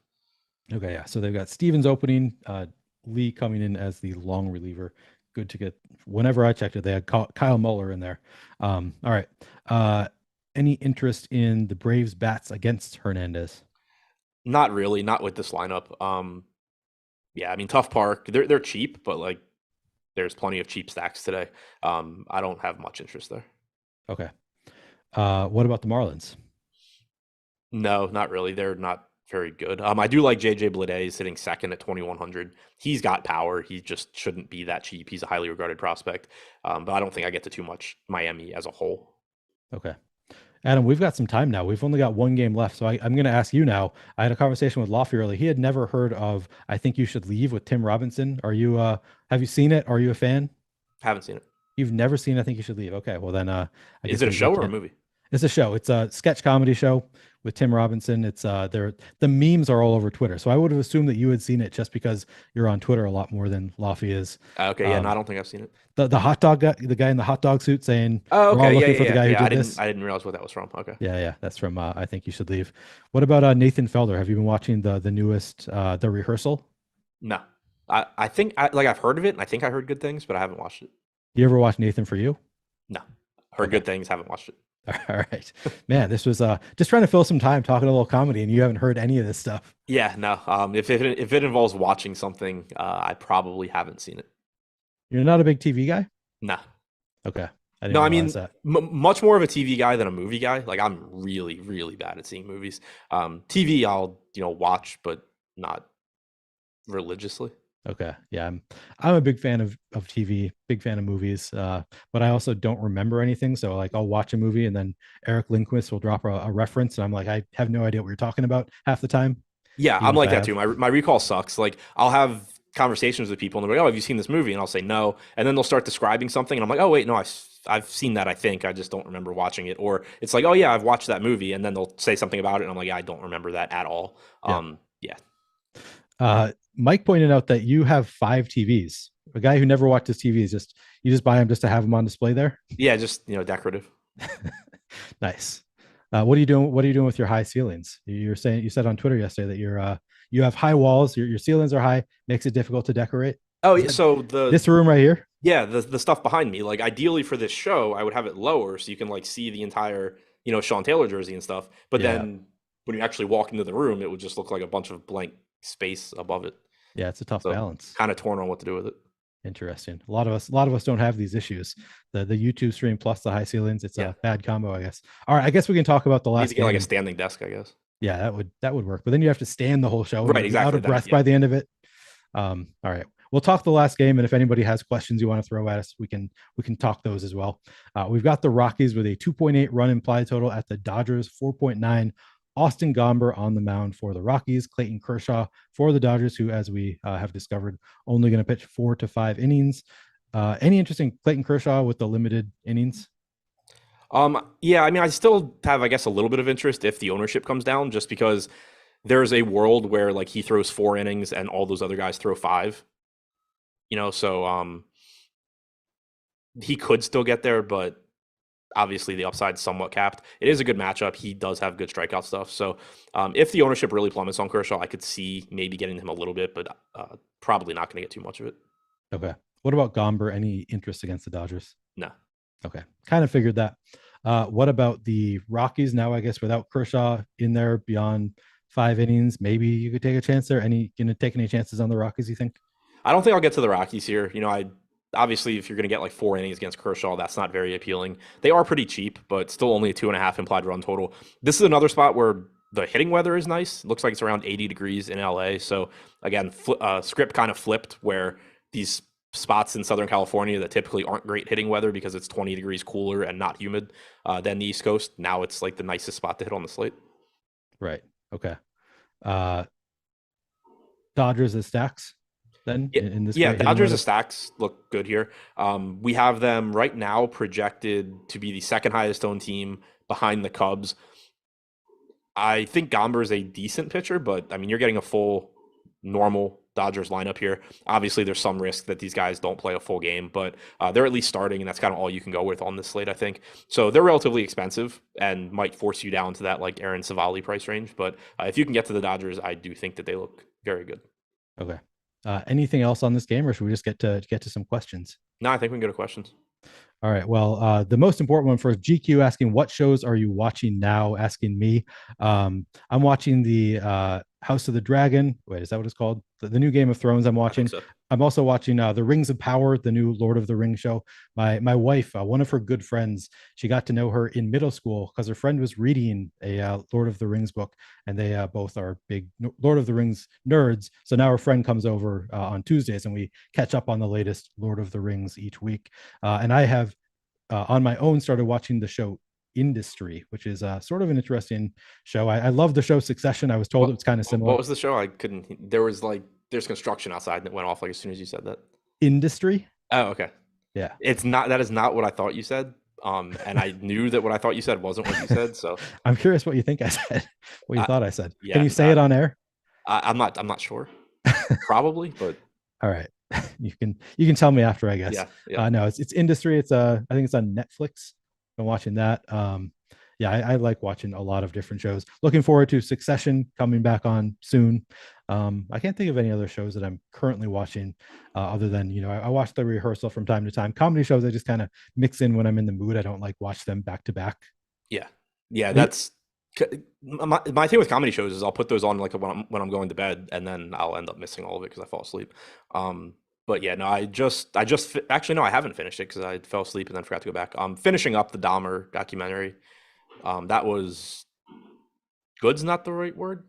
Uncomfortable. I mean, it's got you hooked though. I mean, yeah. Like it was definitely. I thought it was well done because, especially for me, like I'm really interested in like serial killer type stuff, and so normally, like when I watch documentaries or shows or whatever about them, I'm just really interested. Whereas this one like actively made me feel uncomfortable and like bad, and normally they don't have that effect. So like I thought it was well done in that regard. Definitely not like an easy watch, I guess, but not supposed to be. So yeah, that was good for lack of a better word. Not really watching anything else right now, I don't think. Yeah, I have not watched the Jeffrey Dahmer one yet. I'm a pretty big true crime fan as well, so that seems like one that I'll probably give a shot at some point when I'm in the mood. Just have not been. The mood hasn't struck me to watch the Dahmer one yet. We did get a baseball question, so I should ask that. Obi-Wan says, I missed the beginning of the show. Thoughts on Merrill Kelly? Do you want to recap what you think about Merrill Kelly? So I think that Kelly, his ownership actually just came up in our most recent update. He's at 9% now. I think that could come up even a little bit more because we still have Kershaw at 24% at $800 more than Kelly, and we know Kershaw's limited. Kelly, I think, makes some sense in tournaments. He's not a great strikeout pitcher, but he does have a decent strikeout matchup against Milwaukee. He's a pretty good real life pitcher. 9K is a price tag where I think it could just be kind of useful on this slate where you can't, if you can't quite get to Ohtani, Burns, but like you don't want to go down to Pivetta or Savali. So I think Kelly makes some sense in tournaments. He's not my favorite play, but certainly a good enough option. Okay. EMAC Orfield 2024 says Ohtani and Kelly asks, is Ohtani and Kelly a pretty safe pairing at pitcher for DraftKings? I don't know that I would use the word safe to describe anything today, but that is a good one. Like Ohtani is one of the clear best pitching options on the slate, given the information we have right now. Kelly is, I think, more of like a middle ground type guy, but yeah, certainly as good as basically anything else. Okay. Corey Jefferson asked for your favorite stacks. You have thoughts on who you like the best? Whoever's kind of like whoever's low owned, but it's tough because I just don't trust any of this. I like the Cubs Reds game a lot. I think that's just kind of consensus though, and it's getting a lot of ownership. I am interested in, so I'm just looking at the most updated ownership. Somewhat interested in the Yankees against Otto. They're getting like 5%. I would love to find a way to get to Cleveland. I just have no idea how to do that on DraftKings. I like the Dodgers if they're going to be lower owned than the Cubs. Houston's getting ownership, probably a little bit more than they should.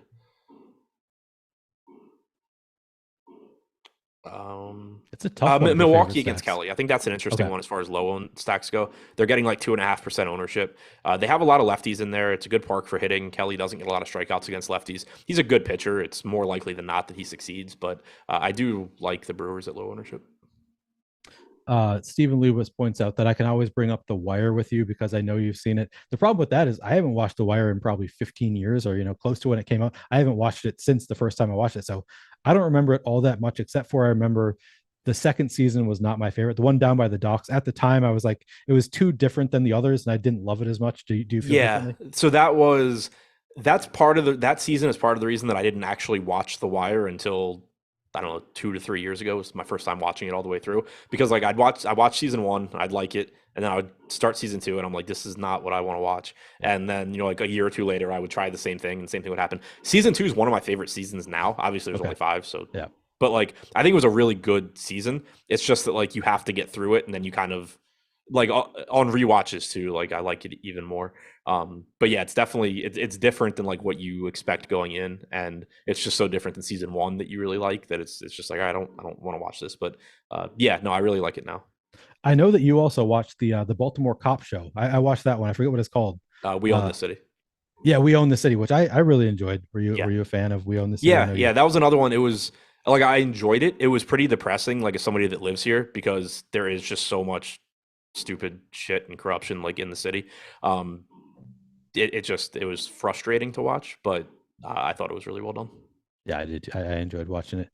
Multiple people have now pointed out that Industry. I think I said that I thought it was on Netflix. It is on HBO, not Netflix. But I'm only like 2 episodes into it, so I can't really say how great it is. But I've been enjoying it through 2 episodes so far. I also love, the Leftovers on HBO.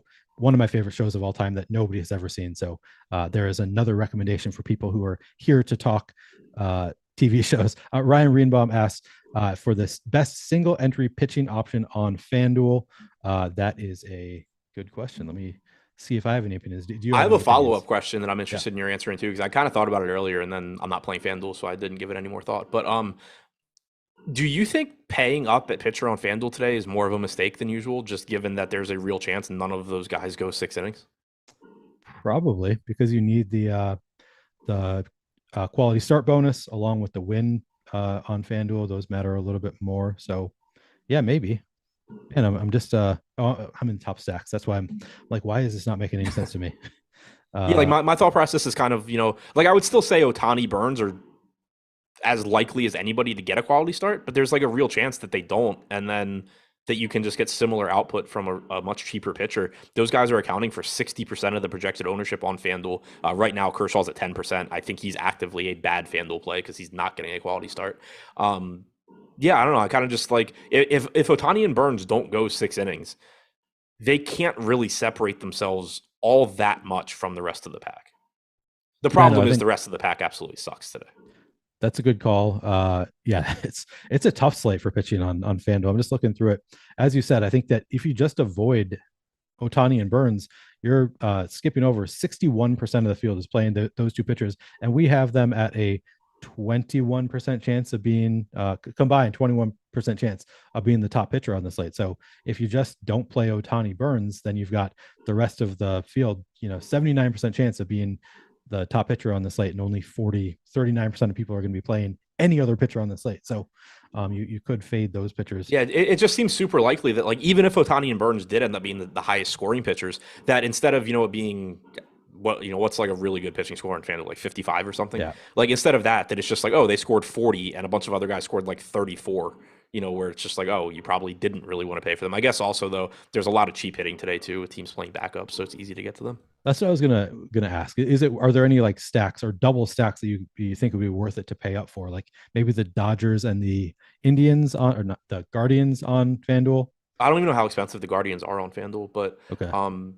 Yeah, I mean, I guess, or if maybe you went with like Dodgers and then like 2-2-mans or something, and like, so you got 2 of the expensive Yankees and 2 of the expensive, I don't know, Astros. Yeah, I don't know. I guess it kind of all comes back around to like they're still good plays just because of the entire roster construction and how easy they probably are to get to. It just, I don't know. It wouldn't be surprising if there's not as much of a gap between them and the field as normal. Yeah, no, I think it makes a lot of sense to kind of go away from the top end pitchers a little bit and go a little bit flatter. At least maybe if you're using Fantasy Cruncher, put a cap on your ownership of pitchers and just spread out a little bit more, because it's kind of hard to read and they might be a little bit closer there. Somebody just asked me what I think about the Mariners. Let me check out their ownership I went away from top stacks because it's all relative to how much they're getting owned for me. They look, they're going up against Tyler Alexander, and they have a 4.1 run implied total. So I like that. They look over-owned on DraftKings, 6.8% projected ownership, 3% chance of being the top stack on the board. I still think that I would play some of the Mariners just because it is a pretty good matchup and, it's a solid enough team. And also keep in mind, this is a 14-game slate. So like ownership is not going to be as crazy as it was, like last night or on shorter slates too. Yeah, that's a good point. I mean, it's just we don't have any drastic chalk today. Even the Cubs, the highest owned stack on the slate, 11.4% ownership. It's a little bit high. That's one spot that I might try to get under the field. But in general, we just don't have any real chalk. That's been an issue for me talking football so far. I'm doing the On the Contrary show, and I've been trying to ask like, what chalk are you willing to? And then I look at the players. It's like the highest owned player is 17% owned. It's like we don't really have chalk so far in NFL. And yeah, I've not really seen any major chalk here either. I'll see if we have any other questions to ask just before closing out the show. Why is ownership so low on Atlanta? Any chance the batters get pulled early? I would guess there's a chance at least. So, I mean, one reason the ownership's low in Atlanta is that their lineup sucks. There is certainly a chance that the actual players in that lineup, Swanson, Olsen in particular, get pulled early. I would assume Contreras isn't getting pulled because he's catching, and that's just a pain in the ass to swap. And it also just puts you at risk of being like in a really bad spot if then you get an injury with the guy that you swapped in. Swanson and Olsen, wouldn't be surprising if it's an abbreviated game, but the main reason they're not getting ownership is that the lineup is really bad. Okay. So we're about at the end of the show. Adam, anything else that you want to say? Just keep in mind that, there's always a ton of variance in baseball, a ton of volatility in baseball. It's going to be more so today because you're just going to have random decision-making in a lot of spots that you don't see coming. So it's not super actionable, but it's kind of just, I guess, like if you're if you're building a lineup and there's something that you're not super comfortable with, I don't think there's going to be a lot that you can switch to that you should be really comfortable with either. So maybe don't worry about it quite as much. Yeah. Cap City Code says, question is, who is likely to pitch the most innings today? And that's the problem. We just don't know. Like, it's still, in terms of being most likely, it's probably still like Ohtani, Burns, Valdez, Kelly, but it's just a lot closer than normal. Yep. All right. Well, we have to hand the show over now. We've got Eric and Greg coming up next, going tip to tip one last time on Live Before Lock. So stick around for Live Before Lock. And before you head over there, remember to give us a like and subscribe so you can keep up with all of our shows, DFS offers, giveaways, and much more. Once you subscribe, hit that notification button to get alerts when our shows go live. And to clarify, I said before you go over there, you're just staying here. It's just on the same channel. So stick around for Eric and Greg coming up next. Thanks for watching. Shoulder, he was a little sore. DraftKings has all of his props up, right? All of these truly questionable guys, you're not going to have props up for, like a Jonathan Taylor right now. Russell Wilson should be 100% good to go. Hackett already said that he's going to play. It's a short week, so they're going to limit him early in the practice week, but I expect him to be completely fine heading into Thursday night. All right, so DraftKings has a promo going on right now. If most of you guys are there, I love DraftKings personally, but if you're not there yet, no better week to take advantage of this promo, and I'll tell you why. Because you have to win a money line bet with only $5 to get $200 in free bets. And the Buffalo Bills are 14-point favorites this week. Maybe you did this promo last week and you had the Packers and they won in overtime and you're like, oh, thank God, got my $200 in free bets. In a spot like this, if the Bills lose, how about this? You never see me again. How about that? You never see, I'll disappear. I'll disappear into the darkness. You can never see me again. But all you have to do is click the link in the pinned comment or the one that's in the description, either one. If you're a first-time user at DraftKings, hear me out on the steps. Deposit $5, not $50, not $500, not $10, $5. Put it on any money line, any team to win. If they win, that $5 instantly turns into $200. Take advantage of promotional opportunities like this. They won't be around forever. And once the football season starts winding down, these books will do away with all of them until like March Madness or something. The downside here is you lose $5. If you lose this money line bet with the Bills, I don't know what to tell you. So very little downside. The upside, $200. Take that, extend your bankroll. Go turn it to 4 or 5 figures. Again, there's zero downside, massive upside. Always take advantage of this and shop around at multiple books. Link in the pinned comment and in the description. My pick, the Buffalo Bills, minus 14 points. That's the money line I'm taking to get my $200 in free bets. I got some props for you guys as well. Matt Ryan under 234 passing yards and Matt Ryan over a half interception. You get the passing yards minus 115. DraftKings is the only one that's showing any props right now, so pay attention for better odds as they come out. and minus 120 on to throw an interception. The Broncos have limited passers to 180 or fewer yards in all 4 games this season, in all 4 weeks. They have a top 5 secondary in the league. With Patrick Surtain and so many other great players in that secondary, they've been fantastic. Despite all of their flaws as a team, they've been great defensively in the secondary. And they're top 10 in adjusted sack rate and 6 in sacks per game. I expect constant pressure on Ryan, constant mistakes. I'm obviously expecting turnovers because I'm betting him to throw an interception. And I think despite the fact that he's had a couple big passing games, one of them in overtime, he could, and he's gone under in 2 of the 4 under this number. I think you could definitely see Ryan go under this number in week 5. And my guy, you know I love Courtland Sutton. I love this guy. I was so disappointed to see the injury last 2 years ago. He's back and he's at full strength, and he is Russell Wilson's clear, undisputed, undeniable top target. 27% target share in Denver. And if you want to put that in context, it's 10% higher than any other target share on the team. Matter of fact, Javonte Williams was at 16.7, but he's done. Jerry Jeudy's at 16%. Outside of that, nobody's above 7% target share. Russell Wilson loves this guy. He's averaging almost 9 targets per game. He's gone over 63.5 in 3 of 4, and he's averaging 86 receiving yards per game. And this is why I love it. He's going to get the ball everywhere, but he's Wilson's primary and preferred deep threat, which is big. Colts, on the other hand, defensively, bottom 6 in pass defense on both Pro Football Focus and Football Outsiders. So wherever you're looking, it hasn't been good. And that's all adjusted for matchups as well. So give me Sutton over 43.5 yards. Give me Matt Ryan under 234.5 passing yards and to throw a pick. Give me Broncos minus 3.5 and under 43.5. Now with the bonus pick, we don't have any touchdown props. You guys know I love to give you an anytime touchdown score because they're fun to sweat. And obviously you're just sprinkling on that. Obviously reduce your bet size on these.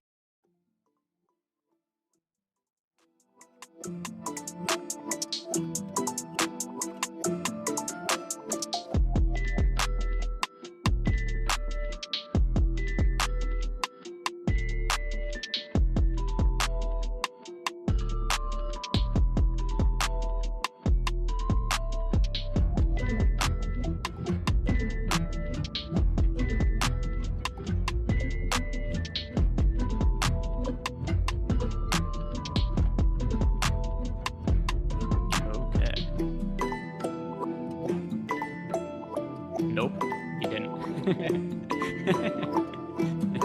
Could you hear? Were you able to hear it, Eric? No, couldn't hear anything. That would be news to me.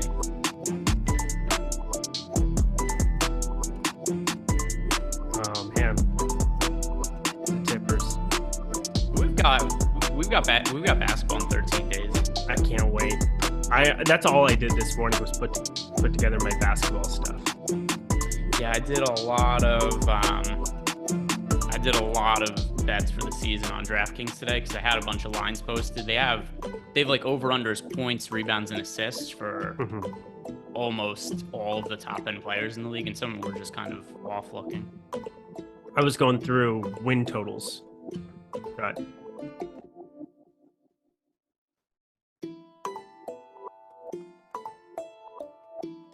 What is going on, everybody? It is the end of the baseball season. So for this very bizarre Wednesday slate, we have 15 games.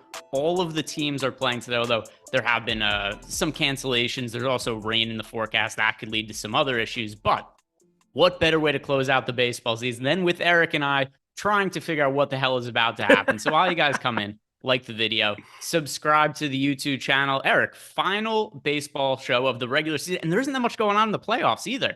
Because we've got, if you looked ahead to the schedule, for the wild card round, there's a couple 4-game slates. And then you get past that, it's all 2 and 1 game slates because how baseball has kind of spaced it out. So not very many actual baseball slates left to play, even when we get into the playoffs. Yeah, I mean, it's going to be a lot of pitcher, how many batters you want to have against certain pitchers, a lot of, if somebody's going to get shelled at 78%, like what you're going to do with your life from then on. A lot of wonky slates coming up. I hope, this is my hope and dream, is that you're going to have some kind of a combination where you're able to play the 2 days together.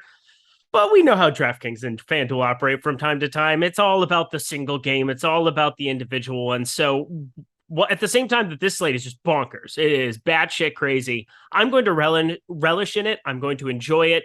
Very excited to talk a little baseball for a full slate for the very last time this year.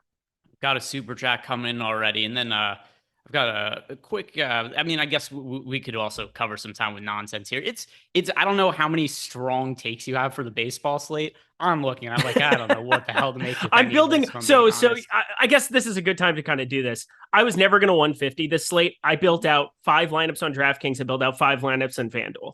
I think that that's kind of the right way to do it today. I don't want to get overexposed to any one situation. And that's kind of what makes it difficult is I'm inherently wanting to make stands with certain guys. I want to make stands on certain teams. I don't know how you really do that. I'm making a lot of assumptions, like the really, really bad teams, that this is their last day. Even a team like Boston, if this game goes, like, you got to expect that top of the order, like it's their last time to play baseball until March. So I'm very inclined to go to those directions, but I've got a couple of wonky pitchers. Try to find anybody who could maybe go randomly 6 innings. That would be a huge boost for something on FanDuel. So I'm taking some really weird shots over there. Yeah, so I'm playing one lineup today on DraftKings. I have a handful of teams I'm considering for a stack, and this is what I'm going to do. When we get to the end of the show, I'm going to turn the randomness way up in Fantasy Cruncher and build out a bunch of lineups, and whichever one pops up first is going to be the lineup I end up playing today. And it's going to win you $50K. Yeah, I think that's really the proper way to embrace whatever's going on this slate. But we'll try to narrow that down in a little bit. But first, we got a super chat here from our guy, Justin Alberto. He's saying, thoughts on a Cleveland stack with Sampson and Ty Alexander? I can't really get behind those pitching options at all. Nope. Can't get behind them. Which, by the way, pitching is actually one spot I kind of feel decent about. I know that they're popular, and we're going to talk about them in a second. But I don't really see a lot of reason for neither Shohei Ohtani nor Corbin Burnes to be limited at this point. The Brewers have been eliminated from playoff contention even yesterday, with them being eliminated the night before. Eric Lauer had a full pitch count. I'm kind of expecting the same from Corbin Burnes. Shohei Ohtani hasn't played a meaningful baseball game in 3 months, and he hasn't been limited at all at this point. So I think both of them are pretty good to go. You know, stacks, you could kind of do whatever and get weird, but at pitching, I'm kind of good with the chalk. I don't really have interest in Sampson nor Tyler Alexander. How do you feel about those pitching options? 0% of either of them. If I'm going to take shots, I mean, we'll go through the pitching options more than just the other two. I'm with you where I think Ohtani and Burnes are very, very likely to be the two guys who, 1, strike out the most hitters on this slate, and 2, probably pitched the deepest. Ohtani pitched 108 pitches his last time out. I do think Corbin Burnes is a little bit of a question mark, but he's gone over 100 pitches in every start since the 23rd of August. So why would they just stop now? I mean, they were playing meaningful games. That might be the major difference between like Eric Lauer yesterday and Corbin Burnes today. Eric Lauer isn't like a stalwart Cy Young winner like Corbin Burnes is. It's the last game. It's meaningless. Maybe they do limit him because of that, but still, it's pretty likely he strikes out 6-7 Arizona bats in the process, even if he pitches 85 pitches. Yeah, and then the other part of his question, what do we think of the Cleveland Guardians as a stack? My biggest concern with this team, and really with any team that's playoff bound that's going to be playing in a couple of days, is do their starters play the entire game? Like, look at what the Houston Astros did the last couple of games, and I know they crushed yesterday, but by and large part, I don't really want to play a team that's going to be pulling their hitters in the 4th or 5th inning. I think the Guardians are live to do that. I love the matchup against Heasley, who's largely not been great this year, but it's not one of my favorite stacks for that reason. But we got the super chat here from Justin. Are the Guardians one of the teams that you were looking to target as a stack? A little bit. I have 10 lineups total, and I do think that there's like a 3-man in the middle of that. So I'm with you. I think Juan Rosario Ramirez, this is kind of my wonky thinking. And I hand-built, I didn't go into Cruncher and do a whole heck of a lot today other than just kind of see where some of the ownership was on certain batters. But like Jimenez, Naylor, Oscar Gonzalez, Will Brennan, like the middle of that lineup, there's some decent enough hitters. And I don't imagine that they're going to be the ones who are limited. I mean, they're kind of getting some extra run, developing them for the future, as well as, getting them ready to go over the weekend. I don't think they're going to be the ones who get pulled. I mean, you only have so many guys that are going to get out there and play certain positions. So I don't see them being guys that are going to, I assume 1 through 3 there, you're probably getting 2 at bats, 2.5 at bats. So I'm going to the middle of that lineup, and I have that in one of my 10 lineups. Yeah, I think that does make sense. And we do have them as being an under-owned team in the top stacks tool today. It is just really hard to kind of figure out what teams are going to do. And I'm kind of approaching it with the expectation of teams with absolutely nothing to play for are probably playing for more today than teams that are alive for the playoffs. Just kind of like, week 18 of the NFL season / formerly week 17. You just don't want anybody to get hurt before the playoffs.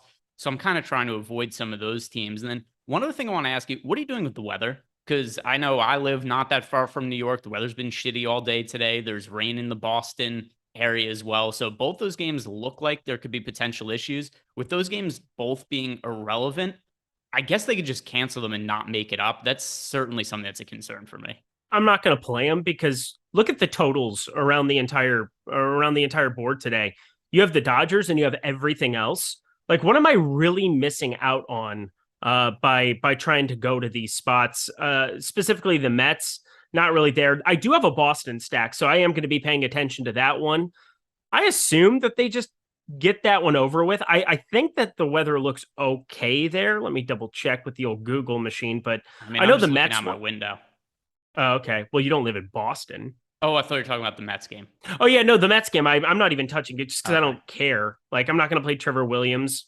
I'm not going to play Eric Fetty. And then the offenses, I don't really find a need to get to either one of them. There's just so many other places on the board. Plus, like, what are the, I guess more so than other slates in the past where we've said, oh, well, we want to capitalize on the weather in this spot or it's going to be low owned.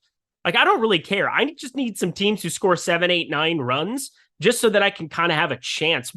None of these tournaments have 26,000, 35,000 entries like we've had earlier in the season. So you don't need to be as perfect in that regard. Also, there's going to be a lot of one-offs that just show up in lineups where they only get 2 at-bats and you have no control over it. So, like, I think the variance is just ramped up so much higher on a slate like this that I can't really roster anything from a game where there are weather concerns, just because there's pinch hit concerns everywhere as it is. You might as well just not get the zeros automatically.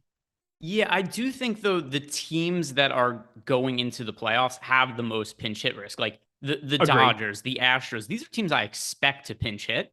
Whereas other teams like, say the Angels, for instance, like Mike Trout, I think is substantially less likely to be pinch hit for today than like a Mookie Betts, for instance. Correct. Malakar as well. Judge is out.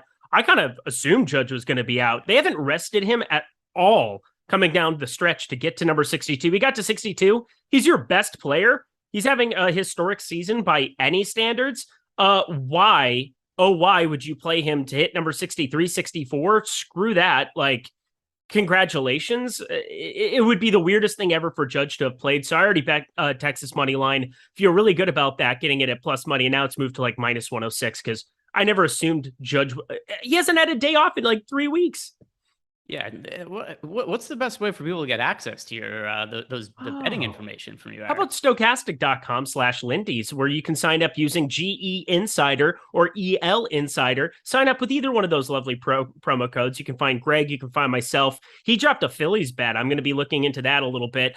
Phillies plus 115, I believe, was the number for the wild card round. I really like that. Wheeler, we haven't seen him at the height of his powers yet, so I'm kind of assuming some of your analysis there. I think that that's very undervalued. When you get a 1-2 duo like Nola and Wheeler in 2 of 3 games, yeah, I think I can probably get behind that. Yeah, I also use the Zips projections, and they have the Phillies with a greater than 50% chance to win the series, and they're plus money, which to me, I'm like, okay, it makes sense because they do have much better pitching in that series going up against the Cardinals. So Cardinals, they've had, Jose Quintana, who's overperforming. Like, I don't think that he'd be Jordan Montgomery. Yeah. And whereas the pitching matchups, it's going to be, Montgomery, Quintana, guys like Adam Wainwright. And then on the other side, going for the Phillies, it's, Aaron Nola, Zach Wheeler, just pitchers that I think are much better. So the series is going to be played in St. Louis, which is why the Phillies are underdogs. But based on some of the projections, I think that the Phillies should probably be the slight favorites in that series. By the way, also, I have to point this out. Earlier today, I got a parking ticket, and this is really bugging me. It's sitting next to my thing. A couple things. First of all, I'm above the law. I will never pay a parking meter ever in my entire life for a couple of reasons, though. First of all, it's plus EV to not pay parking tickets. I learned this a long time ago because depending where you park, it could be like $3, $5 to park. Parking tickets are like $20. So I never pay parking tickets. You get one of them like every 6 months or so. And it's like, look, I've actually saved, a couple $100, whatever, is in the long run by doing this. The other thing too, the guy who wrote, and I was picking up lunch. So I park my car, I get out, I go in, come right back out. It was maybe 5 minutes. The parking meter attendant, what I realized he must have done was he saw me get out and not pay the meter, immediately goes to my car and writes the ticket. And he stood there and waited for me to come back to my car, which is a total dick move. That's hilarious. Total dick move. And then I came home and tried to pay the ticket, which by the way, it's $24. I don't really. Yeah, it's it's very inconsequential. And the website didn't even work to pay the ticket. So the whole thing is nonsense. And that you definitely do not live in LA, because I can tell you one thing. You pay for parking in LA because let's see, when I was completely dead broke, moved out here after college, 24, I parked in like a fire zone. And for like 1 second, it was $350. The next day, I parked over by the Grove in LA. And I was like, oh, well, it was just a little bit like I have to be here for like 15 minutes. I like went to J. Crew to go get a shirt for an audition or some shit that then you would return. Pretty sure it was $195 for that one, too. So I literally went broke in my first week just paying parking tickets and fire zone hazard blocking in LA. Not the best place. Plus, they just patrol it nonstop. So not positive EV to not pay for your parking in LA. So here's my favorite parking ticket story. When I was doing stand-up, I had a friend named Gene who lived in New York, and we would drive around to different open mics and whatever gigs in the city together. And he had racked up, I don't even know what the number of unpaid parking tickets were, but it was a substantial amount. I think he had like 50 or 60 unpaid parking tickets, some totally crazy number. So we would go into gigs sometimes and we would come out. And of course, he would never pay the meter because none of us had any money, which was another issue in itself. And parking is expensive in New York. So we would come out from gigs from time to time, and his car would have a boot on it because he had so many unpaid parking tickets. He would keep a saw in the back seat of his car, and he would open it up, take the saw, cut the boot off. I saw him do it like 3 times. And that was his move. That's how he would get out of and he would just never pay the tickets. I don't know what ended up happening with it, but that was his strategy. That is the greatest story ever. He literally sawed off the boots. Yeah. That'll teach him. Yeah. So oh my God. But also, like, what's the alternative, right? If you have no money, you can't pay the parking tickets, you can't pay the meter, but you still need to drive your car to get to work in New York City. Like, obviously, a lot of this was brought on himself, and he was an idiot. But there also wasn't really that much of an alternative at this point either. I'm writing a buddy comedy, and I'm going to absolutely 100% have that scene in the movie. Like, that is gold, my dude. Yeah, I mean, we could break down more of the details of my friend Gene, who because I was thinking about that story when I got the parking ticket. I went and looked him up to see if I could find him on social media, but couldn't find him. But that was the most interesting man in New Jersey. Well, he lived in Queens, New York. Oh, yeah, and that was when I was living in New York as well. But yeah, I met a lot of really interesting people during the time that I was doing comedy, and he was right up towards the top of the list. But back to the baseball slate. And talking about these high-end pitchers, I think by far the safest plays on the slate, the ones that should project the best, that we should feel the best about, Shohei Ohtani and Corbin Burns at pitcher. What are you doing with these two guys? Yeah, I'm going to play. So on DK and FanDuel, 2 different things. So on FanDuel, I'm going to just get weird. I'm going to get weird. I just added another. I made a 6th lineup in there as well.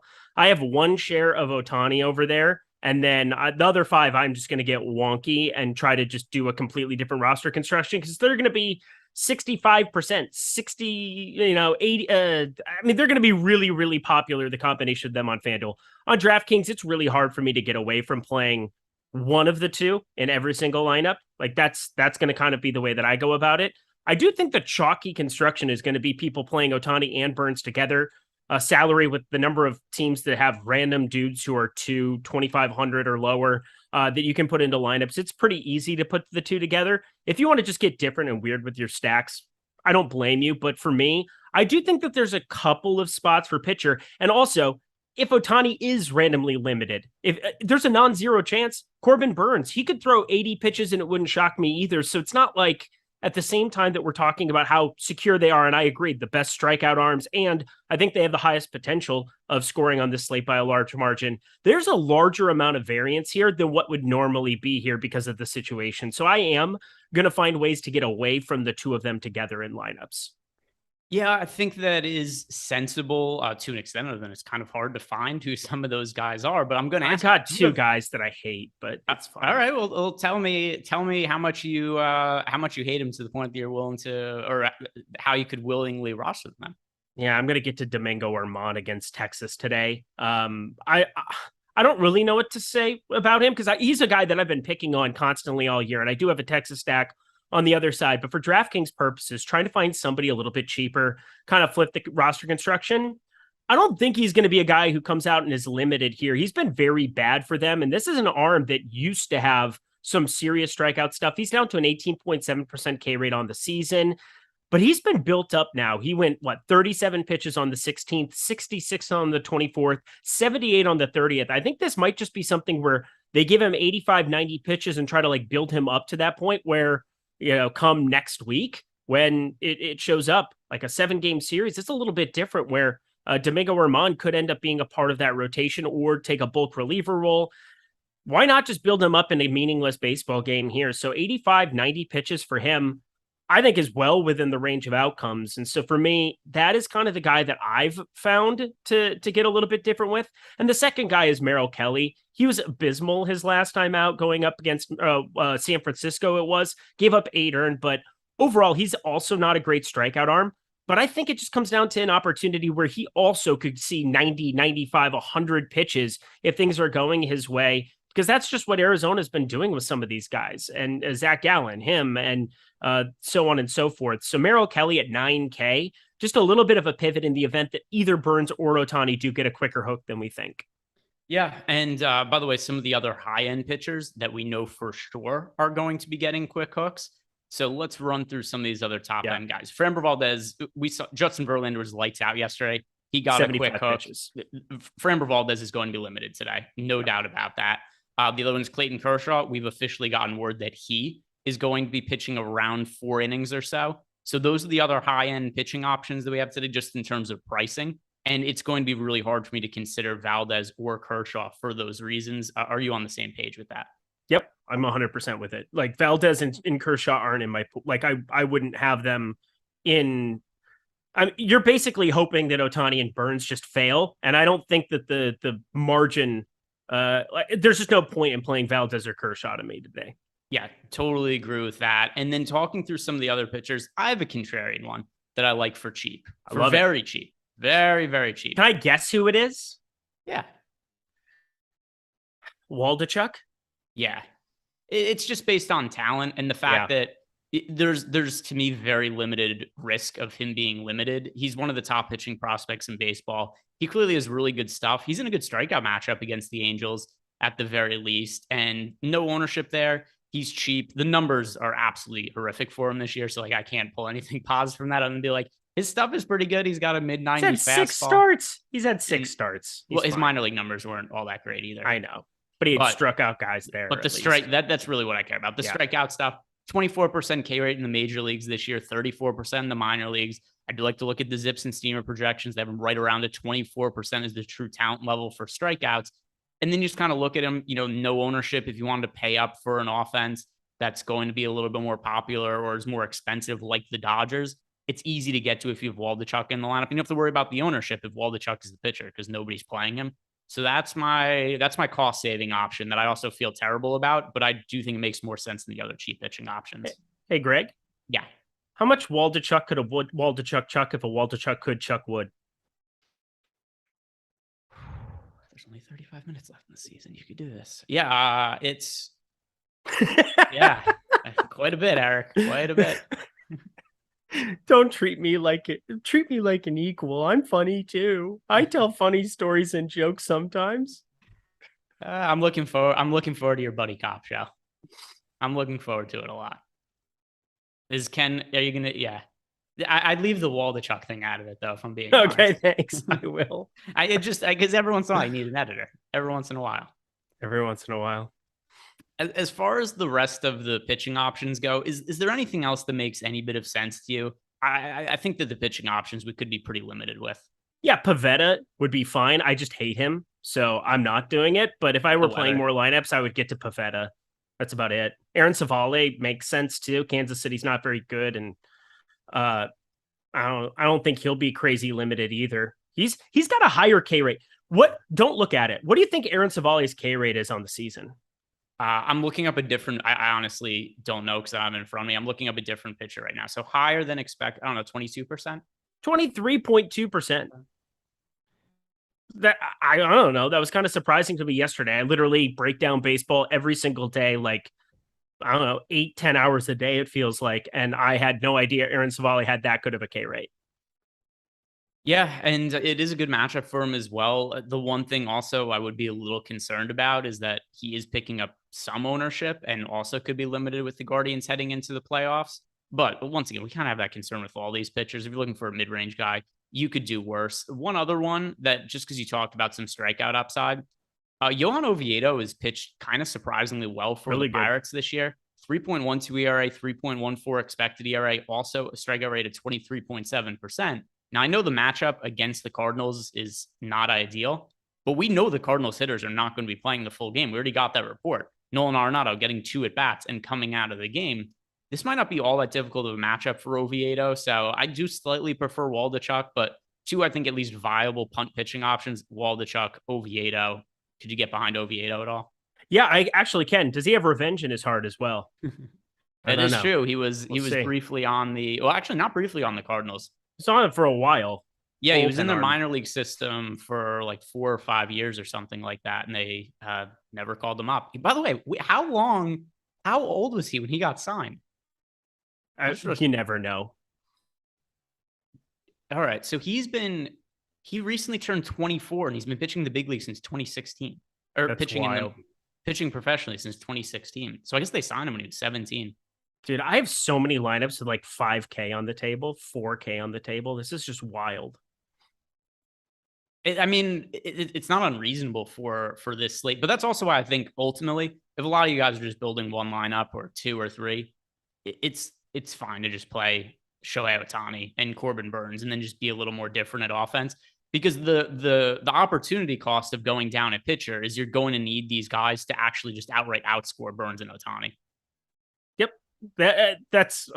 You're just hoping something wonky happens too. Like, you're investing in high variance situations, which everything is. Like, we have these guys projected above and away, and we should have them projected for 21.6 and 22.3 for Ohtani. Like, that is what they should be. But think of the standard deviation curve. It is so far extended on a slate like this compared to any other normal day of baseball, simply because limitations like that, they're not going to be announced. We have no idea unless it shows up in the places that we all get our news from. We don't have an opportunity to know that Ohtani or Burns could be randomly quick hooked at 75 or 80 pitches. And I don't know if I'm an owner of a baseball team, or if I'm the general manager of either of these teams, I just paid Ohtani $30-something million to play 1 year next year. Do I really want him pitching 108 pitches like he did last start? I absolutely do not. So just thinking about that logically lets me know that, like, I don't want to overinvest in this slate because of that. Today's show is sponsored by OddsSharp. It's the easiest way to find the best numbers to get on any sports book. But also, we're going to try to look up and see if we can find any remaining value on this slate right now. We'll look at some of the props that are available over on OddsShopper right now and see if anything does stand out. I haven't looked at these since this morning. And then also this morning when I recorded my MLB video, there was like 8 total props to choose from on the entire slate. So let's see. Prize Picks was a graveyard this morning. I'm not going to lie. I think books have gotten destroyed these last couple of days. They've posted some really bad numbers, and they've had to take a lot of them down, which I'm sure has contributed to them just being like, screw it, we're not really posting very many lines for this final slate of the year. But let's see what is up here. All right, here's one that I had in my video earlier that I could still get behind. Mark Gonzalez over under for strikeouts is 4.5. His strikeout rate this year is 13%, a crazy low strikeout rate. And then also, the Mariners are going to be in the playoffs in a couple of days. Is Mark Gonzalez going to be a core piece of the rotation? Absolutely not. He's terrible. But I wouldn't be surprised if they're going to utilize him as a long reliever at some point. So as is, we have Marco Gonzalez projected for about 3.5 strikeouts. And there's a real chance he pitches 3 or 4 innings and comes out of the game to prepare for the playoffs. So that's kind of what I did when I was looking at some of these strikeout props this morning. I was like, all right, which one could I reasonably make a case for the under on? And then also maybe have added value. These guys could come out of games early. I have no interest in betting overs on players, but Marco Gonzalez under 4.5 strikeouts. Could you get behind that number? And does anything else stand out to you? Yeah, I can definitely get behind that. Marco Gonzalez is definitely one of my least favorite pitchers in baseball. That 13% K rate you alluded to, horrendous. Really, really, really, really bad. Bailey Falter, that is off the board now. We just got hit up by Mike Lawrence there. I don't see a 3.5 that's anywhere. Just went through the books, went there on OddsShopper. That would have been an awesome one to smash an under on, because that would be a pure lock. He's going to pitch 1 inning and then he's done. So that would be pretty useful to me as it is. Clayton Kershaw, that number is now 4.5. I'm probably going to be staying away. It was 5.5 earlier in the day. I think you either got the under of it then or you didn't. Now you probably go away from it. Why not Johan Oviedo? He's plus money over 4.5. You kind of laid the case out going up against the St. Louis lineup, and generally they don't have a ton of strikeouts up and down the lineup. But when you get some of these reserve bats, if you go to like show all hitters and you look at Brendan Donovan probably is going to be coming in. Ben DeLuzio, he struck out more at AAA. Kaiser Sose, 21.1%. It's a little bit different than Yadier Molina's 15%. If he pitches a little bit deeper, you're getting plus money on something like that. That is decent enough for me. Merrill Kelly, 5.5 still the line for the over of that. I'm probably sticking away from that one too. But Domingo Germán, 4.5. That one also looks a little bit intriguing to me. Getting to the over on that, -110 over at BetMGM. That one stands out as well. So a number of these where you kind of have to make assumptions on the lines. I'm going to be erring towards the under in spots, but those are 2 overs that I think actually would make some sense if they pitch more than we would expect. You're getting plus money, at least for that kind of an outcome on Kelly and Oviedo. Yeah, I mean, I made a DFS case for Oviedo, so I'll my hand is tied. I have to agree with you here. I know in general, my stance has been on this. Let's just look for unders because I don't know that anybody's staying in the game, but I think that's all valid points in Oviedo. He's shown some strikeout upside as of late. He's pitching deeper into games lately. And if he was already pitching deep into games, like what are the Pirates limiting guys for at this point? There's no. Well, yeah, he went to a bullpen role and then kind of emerged out of that. He's had 4 consecutive starts coming off of that. He's only had 7 total starts in the 20 games he's appeared this season. So they wanted to see how he worked out as a starter, and I think he's looked pretty serviceable in that role for them over the last month. So I'm with you. All right, Super Chat. By the way, any more bets you want to talk about? For me, that just about does. This is just don't get weird. Don't get weird. Like if you were able to get early on Texas money line, if you were able to get early to an under on Clayton Kershaw or Bailey Falter strikeout props, you just won money. Like you just basically locked up money. But otherwise, there is no point in betting them now with how efficient it is in the next 30 minutes. Here's something I regret doing, or regret not doing. That I'm going to do, I'm putting this in my back pocket to think about for next year. The lines open up for the final game of the baseball season. Every team plays. I think I'm going to blind bet every single underdog, just every single plus money underdog. Because all of them, I think every single team that's an underdog or just about all of them have line value relative to the opening line. I do that in the NBA the last day of the season. I think I talked about that last time, didn't I? Last NBA season. I just basically take all the plus money because people just get ruled out randomly, especially teams going into the playoffs. And so as soon as lines come out, I just take every single plus money bet across the line. I've done that in NBA for years. I've never done it for MLB only because generally you have days like this where things still are up in the air. There's things that matter. There's nothing that matters, and that's what makes this such a unique day compared to previous years. Like we had the Mariners all the way up until the end of last season. We had in flux. It was also a Sunday last year, the last day, so we were all focused on NFL. So that makes it a little bit different. I know it was a Sunday the last season, so Wednesday a little bit different. We're all playing DFS. Best of luck to us. Yeah, I mean, I'm just looking over some of the lines now and just recalling what they were this morning. You know, we had like the Yankees, to you mentioned before, they were favorites over the Rangers. Now the game's a pick 'em. We had the Pirates were plus money earlier in the day, and then we got news Cardinals lineup, and then like Arenado only going to have 2 at bats. So the Pirates actually went from plus money in this game to -125. So a bunch of spots like that where it probably would have made sense. So keep that in mind. To get a slight amount of closing line value a year from now, we've got that information in our back pocket. Perfect. Yeah. Some super chats to get here. First from our guy, Jorge Giacomi, who absolutely crushed the baseball slates this year. Had a massive year.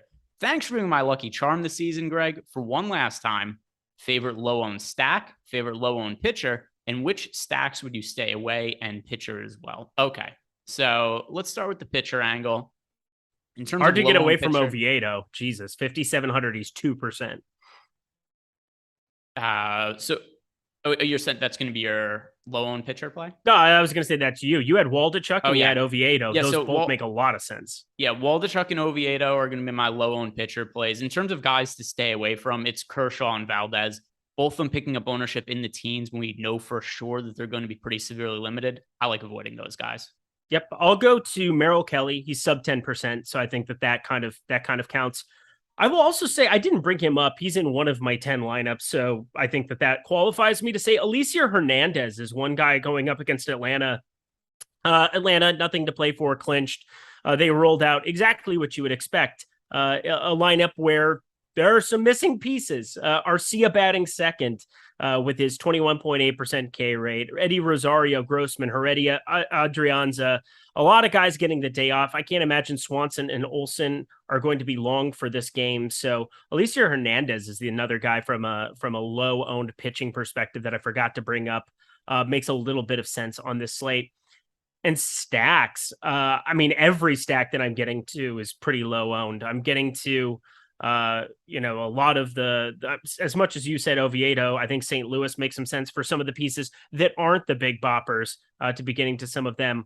I don't mind getting to San Diego as well. They're playing the usual suspects there. And then some really bad teams. I like getting to Tampa Bay going up against Nick Pivetta with that current iteration of their lineup. If that weather cooperates, I am going to play the Boston game is kind of what I decided. I'm going to shy away from the Mets one, but I think Boston looks fine to me. Anything else that stands out to you for stacks? Well, refreshing it right now to see what we have for the most recent run of ownership. The Cubs are so much more popular than any other team right now. That's hard for me to get behind. The Cubs are somewhat expensive today. They're picking up 11.1% ownership. No other team has double-digit ownership. I'm not a big fan of Graham Ashcraft. He does have good stuff, but for whatever reason, it just doesn't lead to any kind of results. He's a cutter that he throws over 100 miles per hour. He touches as high as 103 at times, and he has like a 15% strikeout rate. It makes no sense. But that aside, I'm not playing a chalky Cubs team on a 15 game slate. Are you getting to them? No. And the other one too that I'm sure is going to be a bad idea, but I can't back the Dodgers either. They're also picking up a substantial amount of ownership. They're really expensive when I want to pay up for the expensive pitchers on the slate, and Ohtani and Corbin Burns. So we got the Dodgers, the second most popular team on the slate, and I'm just concerned that these guys are only going to get one or two at bats and come out of the game. So Dodgers and Cubs, the two chalkiest offenses on the slate, they are not going to be in my player pool when I'm randomizing lineups in a couple minutes. So Gallo and Bellinger are. What's that? Gallo and Bellinger are going to be in mine. Okay. Yeah. So, I mean, in terms of individual players, I think you could pick out some guys that are going to be lower owned or cheaper at the end of the lineup. But in terms of 5-man stacks, I'll be looking elsewhere. What are your least favorite stacks to get to? And then we'll try to identify some low owned stacks that make sense. Some of my favorites. So the White Sox are definitely going to be one that I get to. The Mariners are going to be one that I get to quite a bit. Let's see. I'm just going through because again, I hand built. It's not like I have Cruncher to just refer to.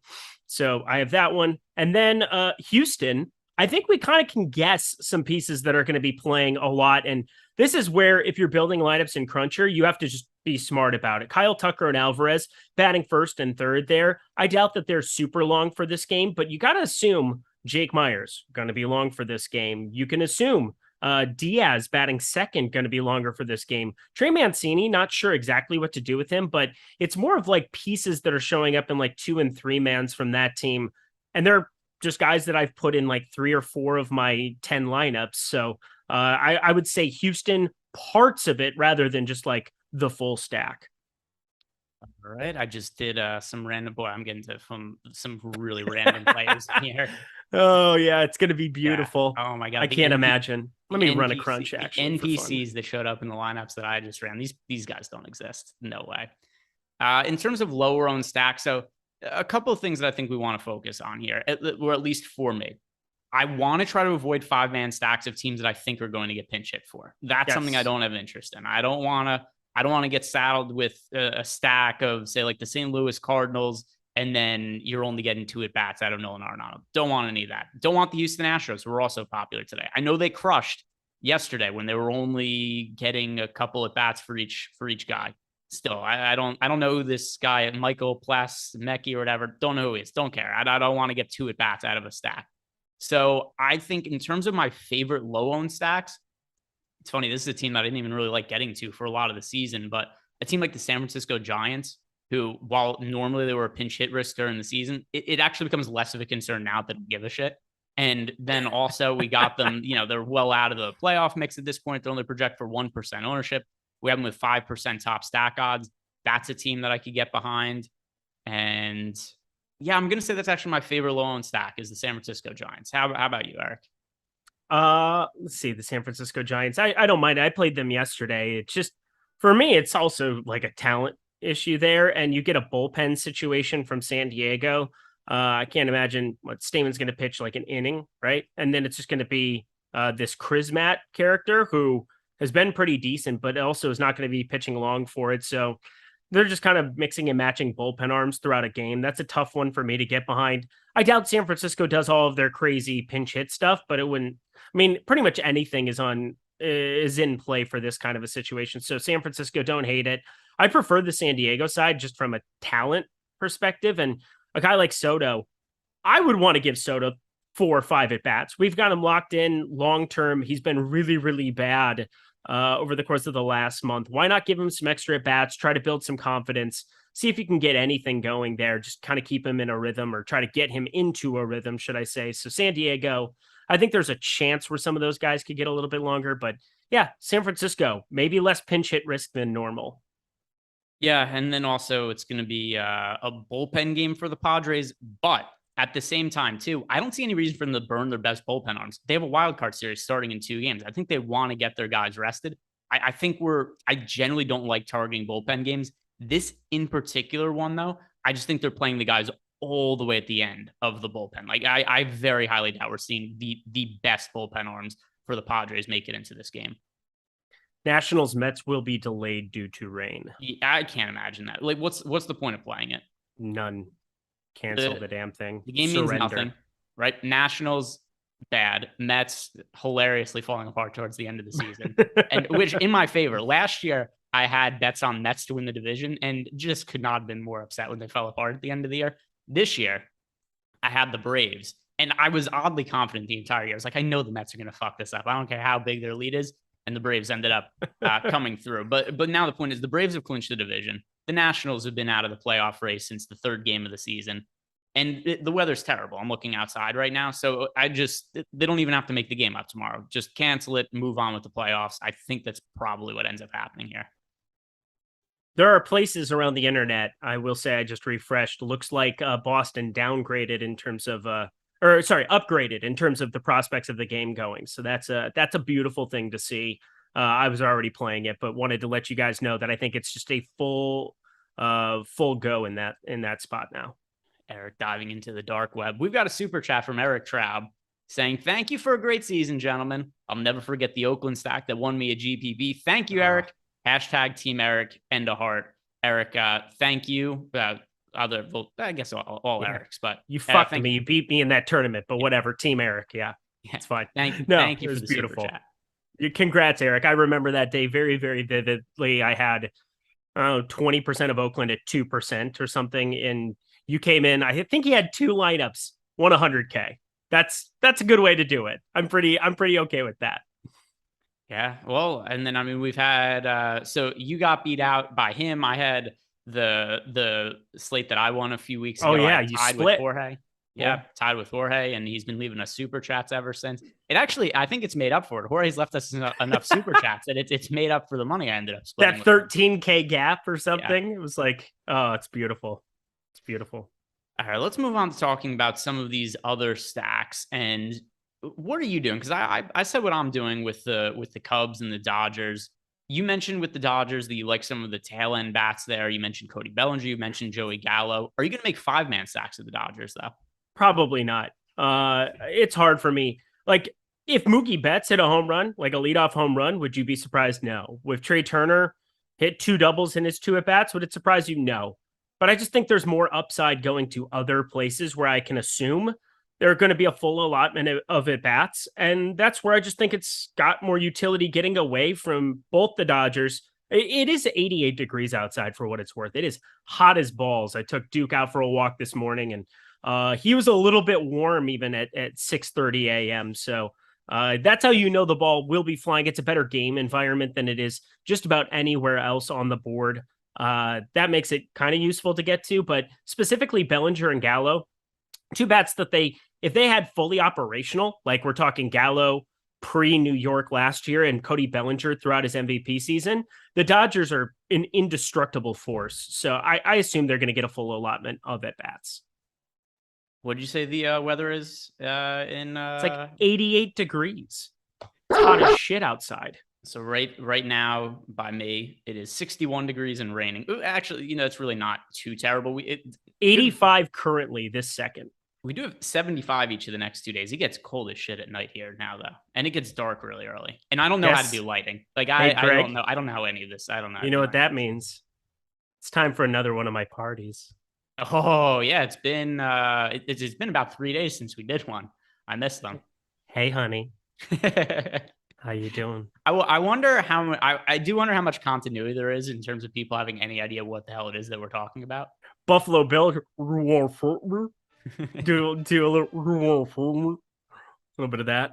Are you watching the Dahmer documentary? No, I can't do it. I watched half of an episode. I just know that it's gonna play with. I'm gonna think it's my neighbor. Like that's the feeling that I get. I don't know. I can do scary. I like Silence of the Lambs, which obviously has a lot of the same components and everything there. But that was like, there was some cinematic value. This feels like aggressively too real to me that I can't. Well, it's because it literally is real. It's something that I know. I can't stomach it. It's not fictional. It happened, and it's also just the appropriation. Like it just all the stories and everything that I've read about it in the past. It just makes me very, very uncomfortable. So that's been a pass. I watched just about everything, but this has been a pass for me so far. So there was a thread going on Twitter. I'm pretty sure Adam started about it, who in the DFS industry would be most likely to be a Dahmer. Here's how I know what the answer is, because I know what the answer is, and I don't want to tweet it because I don't want him to see the tweet because I'm afraid of it. I know who it is. Does it rhyme with Schmal Schvetschry? No. Okay. No. He would be the victim. It's not him. He's most likely to be a Dahmer victim. He would never hurt anybody though. He's not capable. Like, if he tried to hold down a small child, the child would beat him up. It wouldn't work. Yeah. Oh my God. Dude. I'll text you what it is later. I'm honestly, I would be afraid of putting this out publicly because I think that he would just, if he found out that I thought it was him, he would just act on it. Oh my God, dude, that is too good. That is so good. Did you see in our group thread that Sal blocked Joey Corman? That Sal blocked Joey. Oh, that was nice of him. Yeah. So, Joey kind of was asking for it. Yeah, but I want to explain this to people watching because it's very funny. So, Joey does the social media for us. If you guys have seen, Sal puts out these tweets where he's like, "These are the 18 players you must pick up in your fantasy league this week." Just the most ridiculous threads ever. They get a lot of engagement, so good for him. So Joey responded to it and said the amount of roster spots in Sal's leagues, and it was just a CVS receipt where it's like really long because it's the dumbest threads ever. Like what do you mean? These are the 73 must pick up players for the week. It's like it's not actionable information. It's very good. I'm building another lineup here right now because I had a couple that I just snagged for FanDuel purposes. I got to put more Boston into play. If that weather's going to be good, these guys are better hitters than just about anywhere else, and I'm pretty positive they're playing the entire game. Yeah, and if anybody has any questions listening in the Discord channel, you could throw those in. So if you guys haven't signed up for a Stokastic Plus Platinum package, and to be honest, if you guys are just playing baseball, this is not going to be the best value right now because you're only getting access to it for the next 10 minutes. But here's the good news. We've got you covered for football, basketball coming up in a couple of weeks as well. And maybe that is also something to hold off on. If you want one free or 50% off your first week of a Stokastic Plus package, I really would recommend that you wait a couple weeks until the basketball season starts.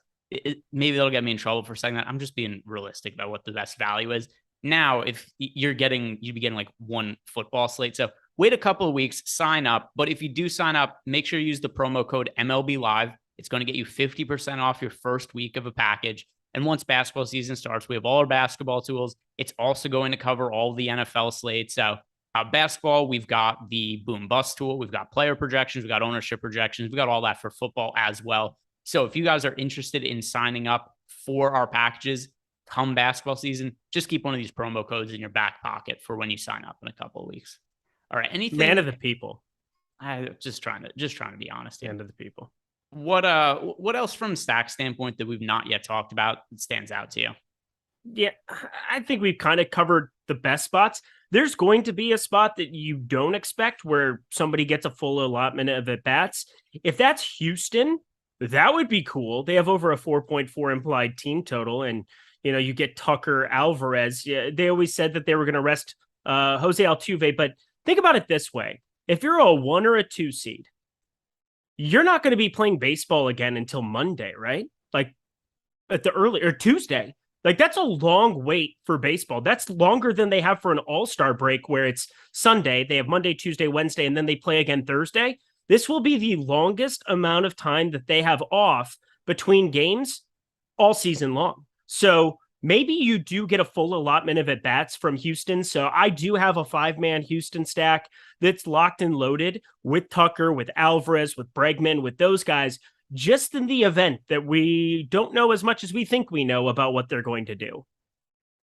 I assume they're still going to be resting here, getting in half game, just because we've seen it the last couple slates. Like, why would they stop doing it at this point? It just kind of seems the MO of what Houston's doing. So I did take them out of my player pool, but your point is taken. You had 5 at-bats from Alvarez yesterday. Yeah, except not the day before. And they also took out Pena early. They took it, like, they've been alternating who comes out early because the bench, what actually what they really would have done, everybody, is if we still had the 40-man rosters. But the issue is because it's 25, they just can't take everybody out, right? It's not viable because there aren't enough people, but they still took out. Let's see. So who came out yesterday early? Altuve came out. Pena came out, Kyle Tucker came out, Yuli Gurriel, and Martin Maldonado. They all got pinch hit for midway through the game. It's just one of those things where I'm thinking about it. If I'm a 1 or a 2 seed and I'm managing them, maybe I want them to just have like full reps today, and then hopefully that just kind of carries over into next week. But it's a long break. Like that's a long break for a 1 or 2 seed. So I as I said, it's one of my 10 lineups. It's not like I'm going to be heartbroken at that one. If they get pinch hit for a ton, I'm still getting 2 or 3 at bats from Alvarez or Kyle Tucker. That would be still decent enough. Like I would prefer that wasn't the case. I would want to get to all the 4 or 5 at bat spots. But if Dusty Baker decides, hey, full bore, we don't play again for a long time, I think being invested at the top of that lineup isn't the worst thing. Yeah, it's a possibility. I'm just making an educated guess. Could be right. I could be wrong. Also, one thing I did notice between Monday and Tuesday, they alternated the players that got pinch hit for. Correct. So maybe that means the guys that got pinch hit for yesterday are less likely to get pinch hit for today, and vice versa.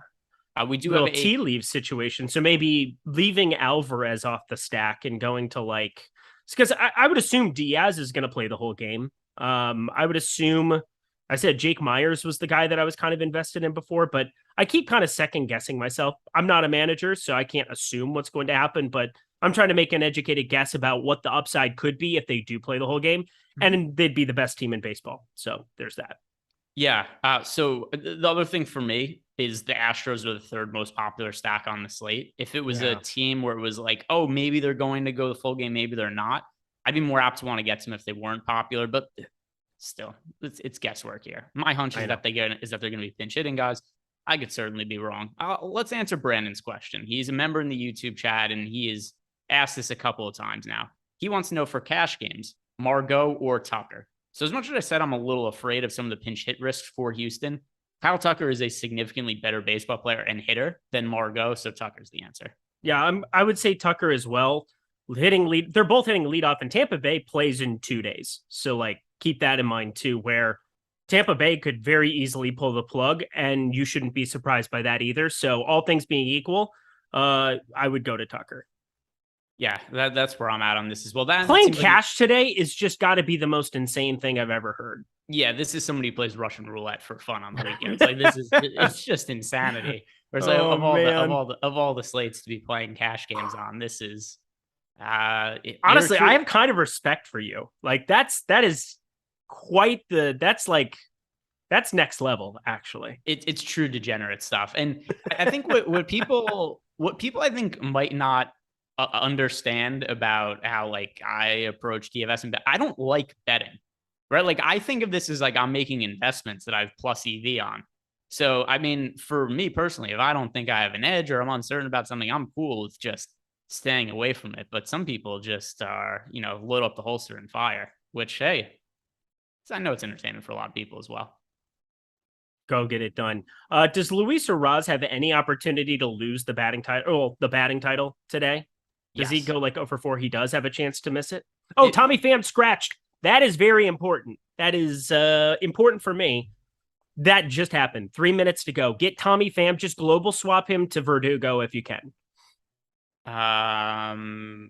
Yeah. So get Tommy Pham out of lineups. I'm also just looking at the batting. It's pretty unlikely that Urias would lose it. I don't know all the math, but I would assume that it's not impossible. Like if he was to get out a few times, I think that would be something they would potentially pull him for. We know the Yankees aren't playing Aaron Judge to go for the batting average title of the Triple Crown, but who did the Red Sox just put into that lineup? Because I want to get to them. Yeah. Why not get to the one guy who's going to be complete? Oh, Almonte. Never mind. However, he did a home run for me a couple slates ago, so I guess I got to give a shout out to the guy I thought was out of the league. But there you go. All right. What are Almonte's numbers this year? I'm sure they're not good, or else he would have been playing, right? Abraham Almonte.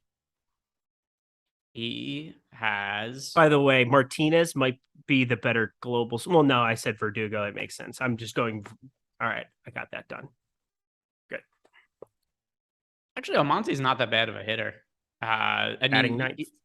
Very, very small sample size, but 104 WRC plus this year. Last year, 97 WRC plus, and then 2019 a 151 WRC plus. All really small sample sizes, but last few years he actually hasn't really totally been terrible.